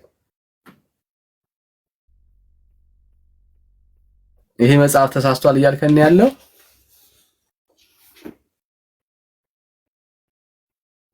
አብርሽ አለ እየሰማሁ። እሺ የተናገረው ሐሳብ ድርሳነ መስቀል የቤተ ክርስቲያን በጣም የታወቀ መጽሐፍ ነው፣ ጥያቄ የለው። ይሄው በዚህ መጽሐፍ ላይ ሰው ቁርባን መቁረብ ካልተቻለ የወደቀውን ፍርፋሪ ይብላ ይላል። ይኸውልህ ዳክዬ ምን መሰለህ፣ እኔ የምረዳው የማውቀው ማለት ነው አንድ ሰው በእለቱ ያን መስቀል በሚስተማበት ጊዜ በእለቱ መቁረብ ካልቻለ የእለቱ ቀን የታቀን ካልቻለ በሚመቸው ጊዜ ደግሞ የታቀን ደግሞ ይቆርባል። ገብቶሃል አባባሌ? ገብቶሃል? እኔ የምረዳው እንደዛ ነው የምረዳው። ያንተ አረዳም። እኔ እውነቱን ነው የምናገረው ዳጊ፣ መዋሸት አልፈልግም። እኔ ላስረዳ አረዳድ ነው የምነግርህ። አረዳድ እኔም እጠይቃለሁ እኮ የሰው ልጅ ደግሞ ጭቅላት ብልሃትነት ጥበብ ይፈልጋል። ይሄን የሳኔ ያነበበ ሰው ባይቆርብ ያን ስክር አሳውቶ ለሚቆርብበት በሚፈቅድበት ጊዜ ይቆርባል ማለት ነው እንጂ ያ ሳይቆርብ ይሄ ከሰማ በኋላ ቢሞት መንግስተ ሰማያት ይገባል ማለት አይደለም። ይሄ ፌር ነው። እንደዚህ የሚል ሐሳብ አይደለም። ተረዳኝ። እኔ ማለት የፈለኩት የሌለውን ሐሳብ ነው የምታወራው። መጽሐፉ ውስጥ የሌለውን ሐሳብ ያንተን ሐሳብ ነው የነገርከን። መጽሐፉ ግን ምን ይላል? ፊደሉ ይገላል ትርጉም ያድላል ሲባል ሰማን። አሁን አንተ በፊደል ነው በፊደል ይገላል ትርጉም ነው ይድላል። ይሄ ማወቅ አለበት። አሁን ችግሩ አብርሽ ትርጉም በስለሽ ሆነባ አየው። ምክንያቱም ቤት መጽሐፍ እንደሱ ስለማይል መጽሐፍ ያላለውን ነገር ነው እያልክ አተረጉመው። ትርጉም ማለት ያለን ሐሳብ ኢንተርፕሬት ማድረግ ማለት ነው። የሌለን ሐሳብ መጨመር ማለት አይደለም። ኦኬ ትርጉም ማለት ይሄው በግዕዝ የተጻፈ አለ። ያንን በግዕዝ የተጻፈውን በአማርኛ ተርጉም አላለች ቤተክርስቲያን። ምን ብላ ነው የተረጎመችው ነው ጥያቄው። ቤተክርስቲያን ስትተረጉም እንደዚህ አለች፣ መቁረብ ካልተቻለው ስለ ዕፀ መስቀሌ ከተደረገው መታሰቢያ ማዕድ የወደቀውን ምን ፍርፋሪ አንስቶ ይብላ። ኦኬ በቃ የወደቀውን ፍርፋሪ አንስቶ ይብላ። እኔ ስጋና ደሜን ለመቀበል የሚያደርሰውን በጎ ስራ እንዲሰራ አድርገዋለሁ። እስከዚያውም በቁርባኔ ፋንታ ይሆንለታል። በምን በቁርባን ፋንታ ተመሳሳይ ነው እያልክ ነው። ተመሳሳይ ነው እያልክ ነው አንተ ራስህ ማለት ነው። ይሄ ነው እየተረኮመ ያልከው ማለት ነው። አዎ በቁርባን ፋንታ ይሆንለታል አለች እኮ። ምትክ ይሆንለታል። ፋንታ ማለት ምትክ ማለት ነው እኮ። በቃ አሁን ንገር እኔ መዋሸት አልፈልግም። እውነቱን ነው የምነግርህ። አሁን ይሄ የሚያነበው ሰውዬ የሚያምነው ሰው ሆኖ ቀድሞ የቆረበ ልሳ የገባ አማኝ ያልሆነ ሰው አዲስ አማኝ ሆኖ ይሄን አድርጎ ከሰማ በምንም ታምር መንግስተ ሰማያት አይገባም። በምንም ታምር ይሄ አሰርግጬ ነው የምነግርህ። አሁን ይሄን መስቀል ሰምቼ አውቄ ተቀብዬ እንደ ቆረበ ይቆጠራል የጌታ እራት አልበላም ብሎ የሚያርክ ሰው ካለ ተሳስቷል ማለት ተሳስቷል። ስለዚህ እንደዚህ ነው። በምን ማሰብ አሁን አብርሽን እንድቀበለው ይኸውልህ፣ አሁን አንተ ኦርቶዶክስ ወይ አይደለህም ብዬ ነው የማምነው። ምክንያቱም ያንተ ታርጌትን እኮ የምትለጥፍበት መንገድ ሊሆን ይችላል። ያንተ ታርጌት የምትለጥፍበት ሊሆን ይችላል። ይኸውልህ ቤተክርስቲያን ግን ቤተክርስቲያን ምን አለች? በቁርባን ፋንታ ይሆንለታል አለች። ምን ማለት ነው? ምን ማለት ነው? እሱ ማወቅ አለበት። ዳጌት እንደፈለክ ነው የምታውቀው። እንደፈለክ ተርጉሞ ችግር የለብኝም። ችግር የለም። ግን ምን አለች? ቁርባን ፋንታ ይሆንለታል ብላለች። የጌታ ስጋና ደምን ከመስቀል ዝክር ጋር እኩል አድርጋለች ቤተክርስቲያን። አሁን እናንተ ለመግባባት ያን አሁን ለምሳሌ ቃል ስጋ ሆነ የሚለው እንደ ማንኛውም ዓለማዊ ቃል የሚናገርበት ስጋ ሆነ ብለን ስጋው ኖርማል እንወስደዋለን። ለምሳሌ ትበበለ በቀጥታ አማርኛ ስትናገር ማለት ነው ቃል ስጋ ሆነ ማለት ምን ማለት ነው? ምርት ለማለት የተፈለቀው ብሎ ሐሳብ ወይም ማብራሪያ ይሩሏል። ታምረ ማርያም እንደዛ ነው። ማንኛውም ታምረ ማርያም ገድላት ምናምን ሲነበብ ዝም ብሎ በአንድ ዳይሬክሽን አይነበብም፣ ይተረኩማል። ምን ለማለት ነው? ብታብራራውም ለውጥ የለውማ ካልካርክ በስተቀር መጽሐፍ ምን አለ? የጌታ ስጋና ደም ምትኩ ይሆናል ያለው ፋንታ ይሆንለታል። ምን ከወደቀ? የወደቀ ፍርፋሪ አንስቶ ከበላ። እሱ ብቻ አይደለም፣ እሱን ጠላውን ራሱ እሱን ጠላ ቅራ ይሄ አተላውን ቢልስ እንስራውን ቢልስ ማለት ነው። ኦኬ እንስራውን በመላሱ ቢልስ ስጋና ደም ሆኖ ይቆጠርለታል ነው ይያለ። ቢገርም ማለት ነው። አንድ መምህር ስብከት ሲያስተምሩ ነበርና ሰዎች ቁርባን ሲቀበሉ አፋቸው ይሸፈናል። በተመሳሳይ ደግሞ እሱ ተታተው ጠላ ሲጠጡ አፋቸውም ይሸፈናል። እንደ ስጋና ቁርባን ተመሳሳይ ታረቃላችሁ። የትግግል አይደለም ተባለ ትምህርት ሲሰጡ ውለዋል። ስትገባበት ነው የምታውቀው። እኔ ስለምነግር ነው መስተካከል ያለበት ነገር አለ አምናለሁ። እኔ እኮ መጽሐፉን ነው እያሳየው ያለሁት አብርሽ። አሁን እኔ ካንተ ጋር የምስማማው መስተካከል አለበት እጋራለሁ። ኦኬ ግን አልተስተካከለም። አየህ እንደ ሐሳብ መስተካከል አለበት የምጋራ ጉዳይ ነው። ግን አሁን ለምሳሌ አንድምታ ከያስኮ መጣ አንድምታ መጡ እንደዚህ አይነት ማብራሪያ ቢኖር ትቀበላለህ? አንድምታ የለውም ብራዘር። ቢኖር በጣም ብዙ አለ ታውቃለህ። የሌለ ነገር አለ ቢኖር ምሳሌ በሞባይል ላይ ይችላል። የሌለ ነገር ቢኖር በሞባይል ላይ ይችላል። አሁን አለ አንድምታ አለው። አሳይ አንድምታ ካለው አሳይ። ይኸውልህ አንዳንዱ መጽሐፎች ማለት ነው አንዳምተኛ እኔ ሐሳብ ጨርስ አንድምታዎቹ ማለት ነው አንድምታዎቹ ገደላት መጽሐፎች የተወሰነ አንድምታ እየቀረበ አለ። የተወሰነ ገደላት መጽሐፎች ማለት ነው የተወሰነ መዋሸት ስለማልፈልግ ጊዜ ከሰጣኝ ምንም ችግር የለም። አሁን ይሄ ሁለት ስልክ ይሻለው ያለውበት ስራ ቦታ ስለሆነ ነው እንጂ መዋሸት ስለማልፈልግ ብዙ ሰው አያምነኝም። አብርሽ እኔ ያነበብኩት ድርሳነ መስቀልን ነው። ድርሳነ መስቀል ቆይ ላሳይ የጠየቁን ጥያቄ መልሳ አብርሽ ድርሳነ መስቀል አንድምታ አለው ወይ? ቆይ ለአንዳምተኝ እኮ እሱ ላቀርብ ስለፈለኩ ነው ላሳይ በቪዲዮ። አሁን ስልክ ላይ አፕሊኬሽን ታርቀ የተተረኮመ ገደላት አንድምታዎች በጣም ብዙ አሉ። ይሄ ድርሳነ መስቀል ራሱ አንድምታ የተሰካቸ ይኖራል አለ መሮሩም አይቀርም። አንተ አለ ካልክ አንተ አፍተ ነው። እኔ አሁን ስራ ቦታ ሆኜ እኮ ነው ያለ እንደ ሌላም አንድምታ መጽሐፎች ነው ያለው ብራዘር። ካለ እኮ መንገር ነው መናገር ነው።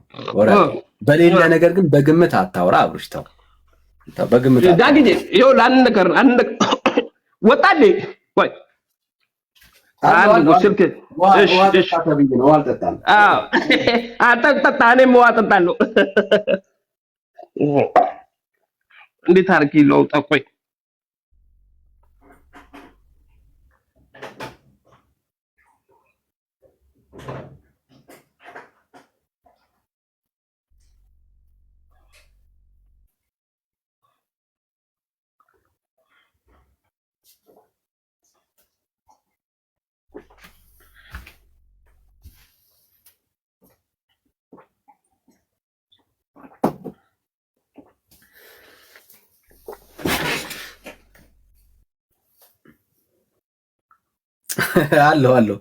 አሎ ይሩት እና ዳክዬ እውነቴን ነው የምነግርህ። አሁን ስራ ቦታ ሆኜን እንጂ የአንድምታዎች ገደላት የአንድምታዎች የገብረ መንፈስ ሌሎች መጽሐፎች በአድምታ አፕሊኬሽን የተሰቃጨ አለ።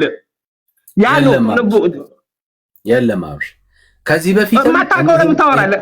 ከዚህ በፊት አብርሽ እንዴ ለምንድን ነው ሱራዘ ይሄንን ብለህ ማስረጃ ጠይቄያለሁ። ከዚህ በፊት ይሄንን ጉዳይ ጠይቄያለሁ። ማስረጃ ስጠኝ። አሁን ገለጥ ተክለ ሃይማኖትንም ቢሆን ድርሳነ መስቀልም አንድምታ አለው የምትል ከሆነ ማስረጃ ስጠኝ።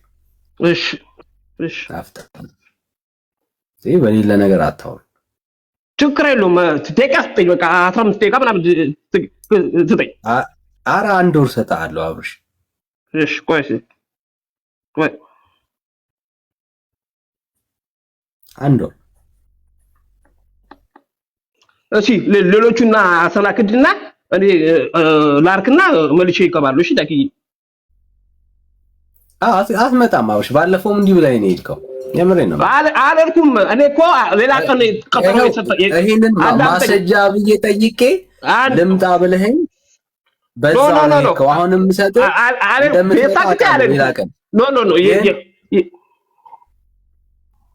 ቀጥል አትመጣም ነው እየነገርኩ ነው የምትሄደው አብርሽ። እንደማትመጣ ግን አውቃለሁ። በቃ ይኸው ችግር የለም። ማፈር እኮ አያስፈልግም። እኔ እኮ አላፍርም። ማፈር እኮ አያስፈልግም። መቼ አፈርካ? አንተ ራስህ በቃላት ተጠቅመህ ትናከርና ታርጌት ከለጠፋው ችግር የለብኝም። እኔ በደስታ ነው ታርጌት ብትለጥፍኝ ደስ ይለኛል። ችግር የለብኝም። ግን አሁን ምንድነው የሆነ ያለው በአፕሊኬሽኑ ላይ አድምታዎቹ በጣም ብዙ የተሰረተው አሉ። ይሄ ስልኬ ይዤ ነው በእጄ አሁን ከፍቼ ባሳኝ እኮ ስለማታምነኝ ነው እንጂ አሁን የስራ ቦታው እንጂ ይሄው ስልኬ ሁለት ይሻል ይዘህውና አብርሽ። እኔ እኮ እረዳሃለሁ። ይዘህውና ግን ያልኩት ይዘህ አትመጣም ነው ያልኩት። ግን ይዘህውና ካለ ያው በአፕሊኬሽን ይታያል። አሁን እዚህ ጋር ለምንድን ነው ካሜራው የማይታየው? ካሜራ አይታይም። ለምንድን ነው ካላበራኸው አይታይም? አብርሽ አብርቻለሁ። አላበራኸው አብሮ ወይ እዚህ ጋር ስልኬ የፈለኩት ስለሆነ ለአፕሊኬሽን ላርግ ብዬ ነው። እሺ ወይ አፕሊኬሽን ላርግ ብዬ ነው። አብርሽ በቪዲዮ ስላየው ደስ ብሎኛል። እኔም ደስ ብሎኛል። አፕሊኬሽን ላርግ ብዬ ነው። ቆይ እምቢ ብሎኝ እኮ ነው።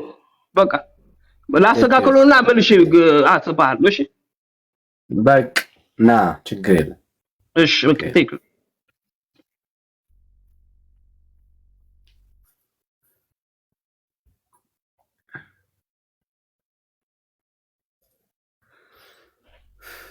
እሺ ዲያቆን አዲስ ተክለ ሃይማኖት ገድል ድርሳና እንትን አለው አንድምታ አለው እያለን ያውም በአፕሊኬሽን ነው እንጂ ያውም በአፕሊኬሽን በጽሁፍም አላየን አይደለም ቀርቶ ታምረ ማርያምና ውዳሴ ማርያም እንኳን በቃላት እንደ አንድም እየተባለ የሚነገረው የፍልሰታ ጾም በቤተ ክርስቲያን የወንጌል አንድምታ ዮሐንስ ወንጌል አንድምታ ምናምን ተብሎ አንድምታዎች ያላቸው መጽሐፍት አሉ። በትክክልም አንድምታዎች ያላቸው ከአዋልድም ከመጽሐፍ ቅዱስ ብቻ ሳይሆን ከአዋልድም አሉ። ግን እነዚህ አንድምታ ቀርቶ ምንም ነገር የላቸውም። በቃ መጽሐፍቶቹ አሉ። እነሱን ትቀበላለህ ነው። እኔ እስከዛሬ ሰምቼ አላውቅም። እንደው አስ ኢንፎርሜሽን እንኳን እንግዲህ ኦልሞስት 15 ዓመት ይሆነኛል ቤተክርስቲያን ሳገለግል። በብዙ ጣውረድ ውስጥ እንደዚህ ሰምቼ አላውቅም። በእውነት ሰምቼ አላውቅም። ጭራሽ የድርሳነ መስቀልም አንድምታ በአፕሊኬሽን እንደውም እንትንም ጠፍቷል። የ80 ያዱ የ2000 ራሱ የለም በአፕሊኬሽን አፕ ስቶር ላይ ቼክ ብታደርገው የለም ነበረ መሰለኝ። ወርዶ ይመስለኛል እንዲወርድ ተደርጎ ይመስለኛል በአፕሊኬሽን እንጂ የለም። እኔ አሁን ፈልጌ ለራሴ እንኳን ፈልጌ አጥቻለሁ እንጂ የድርሳነ መስቀል የምናምን እየተባለ እያንዳንዱ መጽሐፍ በአፕሊኬሽን በመጽሐፍ ደረጃ ራሱ የለም። ሁለተኛ ደግሞ ሲተረጎምም ሰምተን አናውቅም። ሲተረጉም አሁን ድርሳናትና ገድላት በአንድምታ ቤተክርስቲያን ውስጥ ተተርጉሞ ትምህርት ሲሰጥባቸው አገልግሎት ሲሰጥባቸው አይተናናቅም። የመጀመሪያው ዛሬ ከሱ እየሰማን ነው።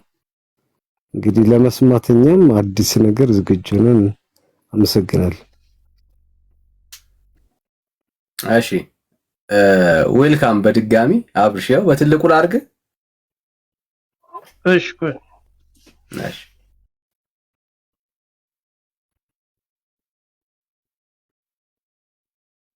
እሺ ዳኪ ይታያላ?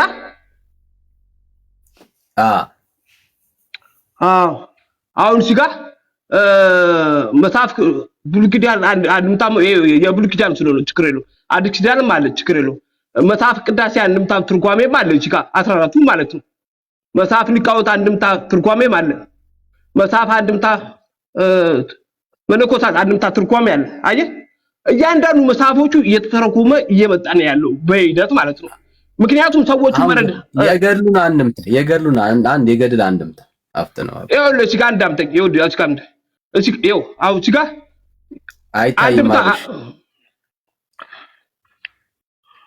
ይታያላ? አሁን የገድል አንድምታ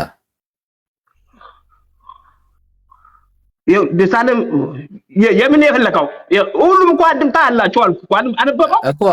አዎ አሁን ለምሳሌ የድርሳነ መስቀል አንድምታ እሺ ቁጥር ንገረኝ። ይሄ አሁን አንድምታ ነው የምታወራው? አዎ አንድምታ አለው። የት አለ አንድምታ የሚለው? ተው አብርሽ፣ ያው ለመጀመሪያ መክባኩ ያሳይቻለሁ እኮ አንድምታ ተተርኩሞ የሚነበብ መጽሐፍ ነው አልኩ እኮ። እሱን አልጠየቅኩም። አሁን የጠየቅኩ የድርሳነ መስቀል አንድምታ የት አለ ነው ያልኩ። አትረዳኝ መሰለኝ እኮ እንደዚህ ይሄው ለአንድምታ ይሄ ሁሉ መጽሐፎቹ ይሄው ለአንድምታ ትርጓሜ ይላል እኮ እኮ ይሄው አዳምጠኝ አንድምታ ትርጓሜ ይላል እኮ። ጥሩ የአንድምታ ትርጓሜ ግን የገድላትና የተአምራት የት አለ ነው እያልኩኝ ያለሁት። ይሄው አሁን አንድምታ ትርጓሜ ብሎ አንብበዋል አይደል አብርሽ? እሱን አነበብን። የገድላትና የተአምራት አሁን እያወራን ያለ ነው የነሱ ድርሳና። አሁን የድርሳና የተአምራቱ የሱ አንድምታ የት አለ? ላስረዳ።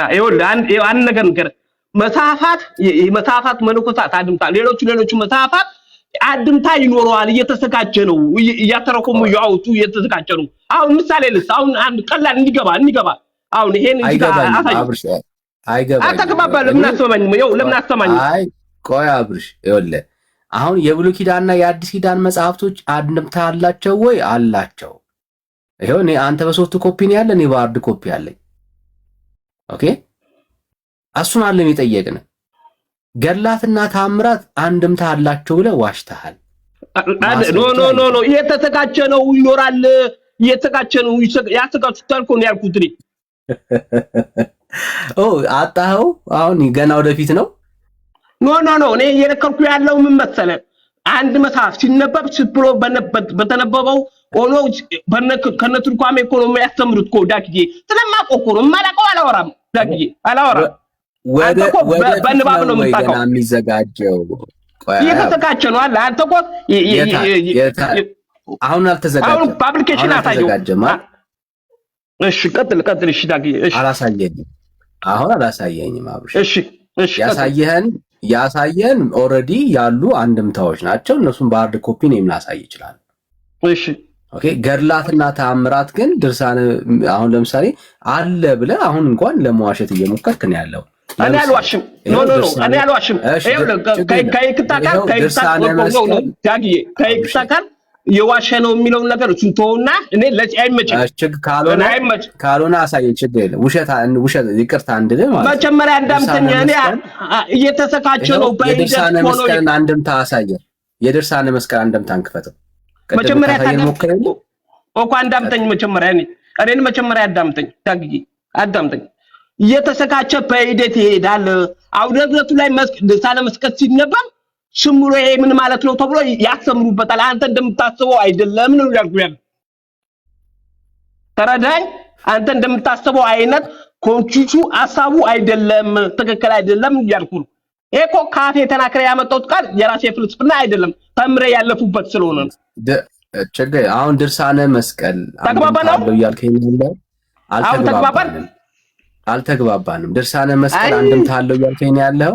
አብሽ ታዲያ ኢትዮጵያ ገዝተህ ማግኘት ትችላለህ። ኮኔ እኮ ያለበት ሀገር ውጪ ስለሆነ ነው እንጂ ባገኝ እኮ ደስ ይለኝ ነበር። ሁሉም የተዘጋጀ ችግር ይሄው ድልስተ አንድ የአንድ ገድልና ተአምር ድርሳን የአንድ ገድል ወይ ድርሳን ወይ ተአምሩ አንድምታ ካለ አንድ መጽሐፍ አሳየኝ። ይሄው ድል ሰጣለሁ። የማ አንድ ደስ ያለን የተዘጋጀ እስካሁን ከተዘጋጀ አንዱን መጽሐፍ። እሺ ማለት አንድምታ የተዘጋጀ ካለ ነው የምትለኝ አይደለ? ለምሳሌ እሺ ማን ላሳይ? እሺ ሞባይል ላይ ያለው ወይ እሺ ዛሬ በጣም ደክሞኛል፣ ስራ በዝቶብኝ ነው። አይዞ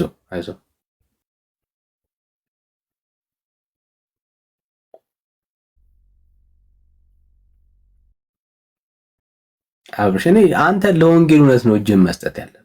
በእውነት ለቤተ ክርስቲያኒቷ ጠበቃ እንደምትቆመው በእውነት ለወንጌል ብትቆም ብዙ ነገሮች ይስተካከሉ ነበር። የምሬን ነው ማለት ይሄ እኔ እኮ በወንጌል ቆሜ የኢየሱስ ደቀ መዛሙርቶችን አግብረዋቸዋለሁ። አሁን እየጠበቁ ያለው ኖ አሁን እየተናገረ ያለው ይሄንን መልስ አይደለም ምክር ነው። ይሄ ለኔ ምክር ነው እየሰጠው ያሉት። አንተ ማስረጃ ብቻ። እኔ በጀማ አልደበቅም እኮ መደበቅ የሚባል ነገር አላውቅም። እኔ ተደበቅ ካላልኩም ማስረጃ ብቻ አንተ ማስረጃ ብቻ ስጠኝ። ይሄ ምክር ነው። እሺ ለምሳሌ ማር ይስሐቅ አንድምታ ትርጓሜ እንዳለ ታውቃለህ? የገድል የተአምር አንድምታ ትርጓሜ ዋንዳም ማር ይስሐቅ አንድምታ ትርጓሜ ገድል አይደለም እንዴ? ወይም ደግሞ አረጋዊ መንፈሳዊ አንድምታ እሱን አይደለም? ሰምተኛ ዳግዬ አንዴ ቆይ። እሺ ፖዝ ሆኖ ነው ይቅርታ። አንዴ እሺ አሁን ቀጥል። አረጋዊ መንፈሳዊ አንድምታ የሚል መጽሐፍ ታውቃለህ? አረጋዊ የትኛው? ማር ይስሐቅ እጄ ላይ አለ። ማር ይስሐቅ እጄ ላይ አለ። አንድምታ ነው ሲል ሰምቼው ነው እጄ ላይ ይዤዋለሁ። የቱ ጋር ነው አንድምታ የሚለው? እሺ እጄ ላይ ነው ያለው። ፈለገ ጳውሎስ ይቀጥሉ። ያው ማር ይስሐቅ ይቀጥሉ። ምኑ ጋር ነው አንድምታ የሚለው? ያው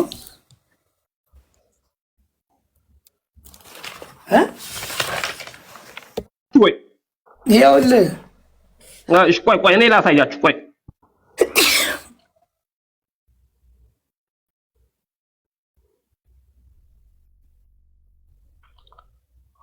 ይኸው ማር ይስሐቅ አንድምታ ይታያል። ይኸው እስኪ ግለጠው። ይታያል። ማር ይስሐቅ አንድምታ ትርጓሜ ይላል። ላሳካ ግለጠው እስኪ ብራዘር። ማር ይስሐቅ አንድምታ ትርጓሜ ይላል። ግለጠው አንድምታውን። እሺ አይታይም ወዳጄ? ግለጠው ንካው። እሺ የማን ገድል ነው እሱ? ማር ይስሐቅ አንድምታ ትርጓሜ ቅድም ፈለገ ጳውሎስ የማን ገድል ነው ያልኩህ? ማር ይስሐቅ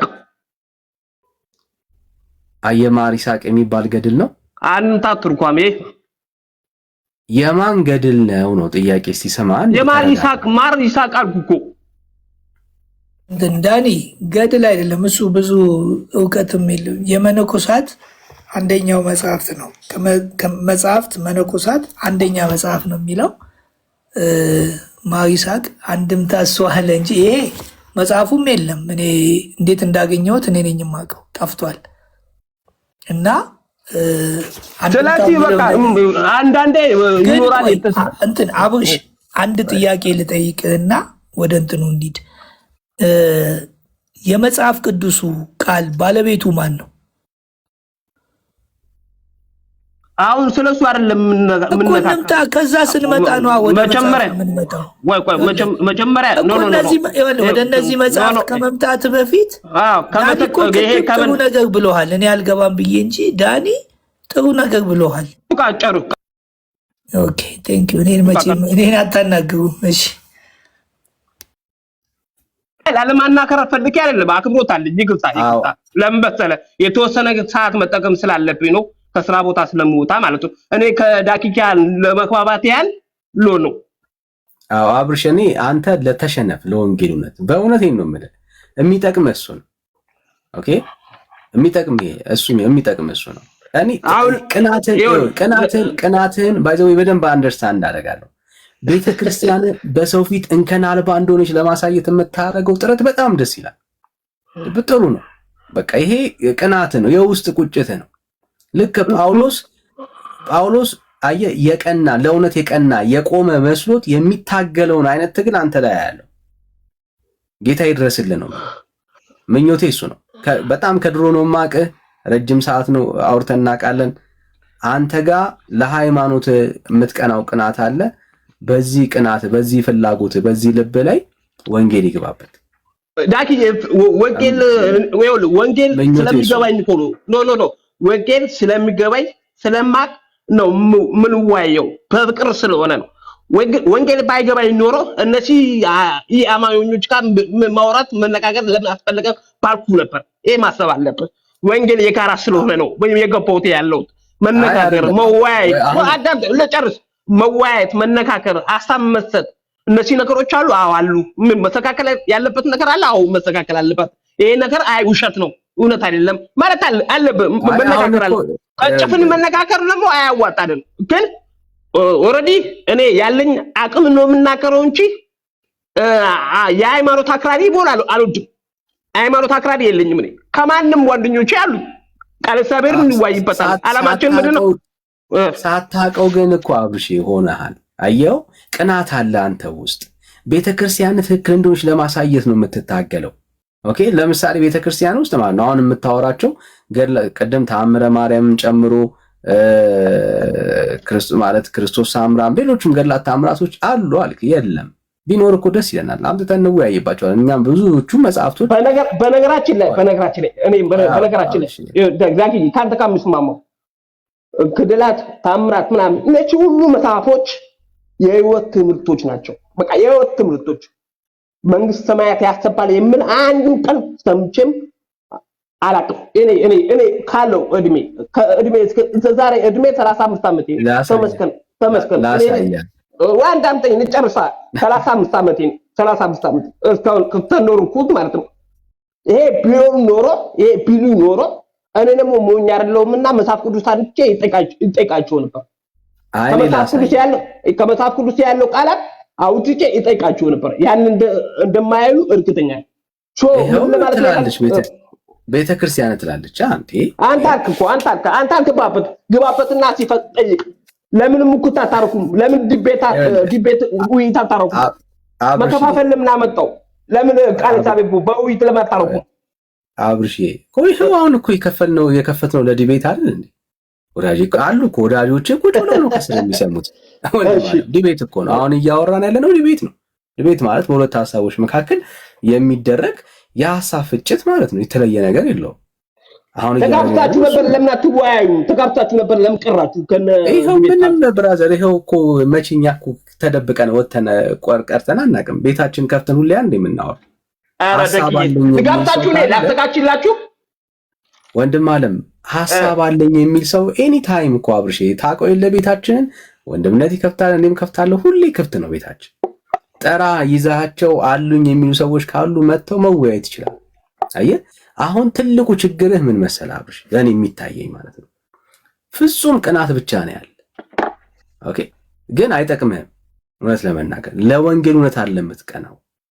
ኦኬ ቤተክርስቲያን ውስጥ የለም ብለህ መካድ አትችልም። ምክንያቱም ቤተክርስቲያን ሰዎች ኢየሱስ ክርስቶስን በማመን ብቻ ሳይሆን በሌላም ነገር እንደሚዳን ቤተክርስቲያን ትናገራለች፣ ታስተምራለች። በግልጽ አንብቤልህ አውቃለሁ። ከረሳው አስታውሳለሁ ከፈለክ። ኦኬ ለምሳሌ አሁን በዚህ ሰዓት እንኳን 30 ስንት ዓመት ነው? 35 ዓመት ነው። አሁን ቢያንስ 5 ዓመት ቦነስ ሰጥቼ የ40 ዓመት